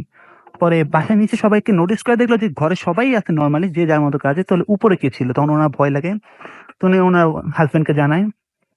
তো ওনার ছেলেও জানায় যে এভাবে যে ওর ছেলে যখন ঘুমায় বা জায়গা থাকে, তো ওনার রুমের সামনে দিয়ে নাকি একটা বাচ্চা মেয়ে হেঁটে যায় বা একটা মহিলা। তো এবার আস্তে আস্তে 1 সপ্তাহ 2 সপ্তাহের মধ্যে সবাই এটা টের পাইলো যে আর 2টা পার্সন ঘরের মধ্যে ঘোরাফেরা করে। তো ওনার ফাদার ডাকলো, যেহেতু খ্রিস্টান। তো ফাদার ডাকার পরে ফাদার যারা বললো, তো ফাদারকে কিন্তু আগে কাহিনীটা বলে নাই যে লস এঞ্জেলস শহরে হোটেলে যা ঘটছে। তো ফাদার বললো আপনি সম্ভবত দূরে কোথাও গেছিলেন। তখন বলছিলেন হ্যাঁ। বলছিল আপনি যেখানে গেছিলেন সেখানে কিছু আত্মা আপনার সাথে আইসা পড়ছে, তাদের ভালো লাগছে আপনার এই জায়গাটা। তো ওরা এখান থেকে যাবে না এবং আপনার ক্ষতিও করবে না। আপনি যদি এদেরকে সরাইতে চান তাহলে এরা আপনার ক্ষতি করতে যাবে, কিন্তু এরা আপনার নর্মালি ক্ষতি করবে না। তো ওনার এইটুক চিন্তা ছিল হয়তো বা ক্ষতি করবে না, কিন্তু ফ্যামিলিতে একটা বাচ্চা আছে, প্লাস ওয়াইফ, ওনারা ভয় পায়। আবার ওনার কাজও মন বসাতে পারতেছে না। তো দিন যায়, তারপরে এইভাবে আরো অনেক কিছু ঘটতে থাকে। তো উনি বাড়িটা বিক্রি করে দেয়। বিক্রি করে নতুন জায়গায় শিফট হয়, সব নরমাল ছিল। বাট এখনো বাড়ির মাঝে মধ্যে বাড়িতে কোনো ছায়া পাওয়া যায় না। এখনো চলতেছে গত 3 বছর ধরে। রাসেল ভাই। ওকে। আপনাকে অনেক ধন্যবাদ। আমরা আমাদের পরবর্তী অতিথির কাছে যাব এবং আমরা দেখতে পাচ্ছি অনেকেই এসএমএস করছেন। সজীব এসএমএস করছেন, রীতি এসএমএস করছেন। আমাদেরকে দেখতে পাচ্ছি আচ্ছা, আন্তুম এছাড়া আমাদের এসএমএস করেছেন, সারিয়া এসএমএস করেছেন আমাদেরকে, এছাড়াও আরো অনেকে আপনি তানভীর আমাদের এসএমএস করেছেন দেখতে পাচ্ছি, এসএমএস করেছেন ফজলে রাব্বি, এছাড়া আমাদের এসএমএস করেছেন রায়হান শ্যামলী থেকে, এবং থার্ড স্টোরিটা তার কাছে অনেক ভালো লেগেছে সেটা তিনি জানিয়েছেন। সাইদ আমাদের এসএমএস করেছেন, আজিজ আমাদের জিগাতলা থেকে এসএমএস করেছেন, তার কাছে ফিফথ স্টোরিটা ভালো লেগেছে। আমাদেরকে এসএমএস করেছেন শিশির, এছাড়াও এসএমএস করেছেন আরাফাত বনশ্রী থেকে, আমাদেরকে লালন এসএমএস করেছেন ফুলপুর থেকে, আমাদেরকে এছাড়াও এসএমএস করেছেন দেখতে পাচ্ছি জুয়েল, আমাদেরকে এসএমএস করেছেন দেখতে পাচ্ছি। এছাড়াও অনেকেই নামটা শুরুতে লিখছেন না, সেই জন্য এসএমএসটা পড়া হচ্ছে না। আপনারা যেটা করতে হবে, প্রথমে মোবাইলে মেসেজটা নিয়ে টাইপ করতে হবে ফুর্তি, FORTI ফুর্তি, স্পেস দিয়ে লিখতে হবে আপনার নাম, তারপরে আপনার মেসেজ, তারপরে হচ্ছে সেটা পাঠিয়ে দিতে হবে 9840 নাম্বারে। তো এই অর্ডারটা যদি আপনি মনে রাখেন, এই অর্ডারটা মনে রাখলে আমার মনে হয় এসএমএসটা আমার জন্য পড়া অনেক সহজ হয়ে যায়। যাই হোক, চলে যাচ্ছি আমরা আমাদের পরবর্তী অতিথির কাছে, তার ঘটনা শুনবো। আপনার নামটা বলবেন এবং কোথা থেকে আপনি এসেছেন। হাই লিসনার, আমি ঢাকার পল্টন থেকে এসেছি এবং আমার হোম ডিস্ট্রিক্ট বগুড়া। আসলে আমি সরাসরি স্টোরিতে চলে যাচ্ছি। স্টোরিটা মূলত বেশ কিছুদিন আগে না, অল্প কিছুদিন আগে, আমি কিছুদিন আগে আমার হোম ডিস্ট্রিক্ট বগুড়াতে যাই এবং বগুড়া থেকে আমার বাসাতে যেতে হয় অন্য একটা গাড়িতে। তো আমি এখানে 2 দিন থাকার পর আমার বাসায় যাচ্ছি। তো আমি বগুড়া শহর থেকে গাড়িতে উঠি আমার হোম ডিস্ট্রিক্ট ধুনটের উদ্দেশ্যে। তো বগুড়া শহর থেকে আমার সঙ্গে আরেকটা মেয়ে ওঠে এবং আমার পাশের সিটেই বসে, এবং কিছু দূর আসার পরে শেরপুর নামে আর একটা উপজেলা আছে, সেইখানে মেয়েটা নেমে যায়। তো এর মধ্যে আমাদের মধ্যে কিছু কনভারসেশন হয়, দেন উনি নেমে যায়। তারপর আমি আসতেছি, আসার মধ্যে আমি নামবো, আমাদের আমি যেখানে নামবো ওইখানে আমি এসে গেছি আমার জায়গায়। তো আমি নামতে গিয়ে আমি দেখতে পাচ্ছি, আমি জানালার বাইরে দেখতে পাচ্ছি যে ওই মেয়েটা জানালার ওই পাশে দাঁড়ায় আছে, রাস্তার পাশে। তারপরে আমি একটু ভয় খাই এবং ওই গাড়ি থেকে নামি। তো নামার পর আমি চিন্তা করতেছি কুয়াশা এবং এসব দেখতেছি, তো আমি বাসায় ফোন করি। এবং আমার আব্বু সেদিন বাসায় ছিল না, আমার ছোট কাকা আমাকে আগায় নিতে আসে। ও হ্যাঁ, আমার বাসা যাইতে ওইখান থেকে মেইন রাস্তা থেকে 2-3 কিলোমিটার ভিতরে আমার বাসা। এত রাতে তো গ্রাম্য রাস্তা, মানুষ না থাকারই কথা। তো আমার কাকা আমাকে এগিয়ে নিতে আসতেছে, আমি যাচ্ছি। তো কুয়াশার মধ্যে যাচ্ছি, তো আমার এক চাচাতো ভাই আছে, ওই যে কাকা আমাকে আগে নিতে আসতেছে, ওই কাকারই ছেলে আমাদের সঙ্গে পড়তো, আমরা যখন ক্লাস 9-এ পড়তাম। ও তখন মারা যায়, ব্রেন ক্যান্সারে মারা যায়। তো ওই কবরের কাছে যখন আমি আসছি, আমি দেখতে পাচ্ছি যে ও কবরের পাশে সেম ওই মেয়েটা, যে মেয়েটা আমার সঙ্গে বাসে ছিল এবং বাস থেকে নামার সময় আমি যে মেয়েটাকে দেখছি, সেম ওই মেয়েটা ওই আমার চাচাতো ভাইয়ের কবরের পাশে দাঁড়ায় আছে, দাঁড়া থেকে আমাকে ডাকতেছে ওর কবরের দিকে। এবং এটা দেখার পরে আমি অনেক ভয় পেয়ে আমি সামনের দিকে দৌড় দিই। তো কিছু দূর দৌড়তে যাওয়ার পরে আমি মানে দৌড়তে যাচ্ছি আর পিছন দিকে তাকাচ্ছি। তো এর মধ্যে আমি একজনের সঙ্গে ধাক্কা খাই, এবং ধাক্কা খেয়ে আমি ভাবি যে ওই মেয়েটার সঙ্গে আমি ধাক্কা খেলাম। বাট আমি পরে দেখি, আমি চিল্লানি দিয়ে উঠি, আমি অনেক ভয় পেয়ে যাই, এবং পরে দেখি যে আমি আমি আমার কাকার সঙ্গে ধাক্কা খেলাম। তারপরে কাকা হয়তো কিছু গেস করতে পারে যে আমার সঙ্গে অ্যাবনর্মাল কিছু ঘটতেছিল বা আমি ভয় খাইছি। তারপরে আমাকে বাসায় নিয়ে যায়, এবং আমি রাতে যখন আমি ঘুমাতে যাব আমার রুমে যাই। তো আমার রুমে গিয়ে আমি লাইটটা অফ করি, তারপরে বেডে যাওয়ার আগে দেখি যে আমার জানালা খোলা। তো আমি তার জানালা অফ করতে গেছি। জানালা অফ করতে গিয়ে আমি যেটা দেখি, আমার জানালার ঠিক অপোজিটে ওই মেয়েটা দাঁড়ানো। এবং আমি এইটা দেখি এত ভয় পাই যে আমি কি করবো, আমি আমি নিজেও কিছু বুঝতে পারতেছিলাম না, আমি জানালা অফ করব নাকি অফ না করে সরাসরি ভিতরে আমি মানে জোরে চিল্লানি দিব। আবার ভয় করতেছিলাম যে আমি যে চিল্লানি দিব, আবার যদি ওইটা এসে আমাকে ধরে। অতএব আমি আস্তে পিছনে সরে আসি। জাস্ট আমি ওইখান থেকে পিছন দিকে ঘুরছি, আমি যেই মাত্র আমি পিছন দিকে ঘুরছি, আমি ঘোরার পর দেখতেছি ওই মেয়েটা আমার বেডের উপর বসা। তো এটা দেখার পর আমি আর নিজেকে সহ্য করতে পারি না, আমি সেন্সলেস হয়ে যাই। তারপরে আমার যখন সেন্স ফিরে আসে, আমি আমার বাড়ির সবাইকে আমার বেডের আশেপাশে পাই। এবং এটা হওয়ার পরে আমার নিজের মধ্যে কিছু প্রবলেম হচ্ছে, যেমন আমার শরীরটা ভেঙে গেছে, আমি অনেক সিক হয়ে গেছি, আমার আমার হাত পায়ে আমি একটু শক্তি কম পাচ্ছি।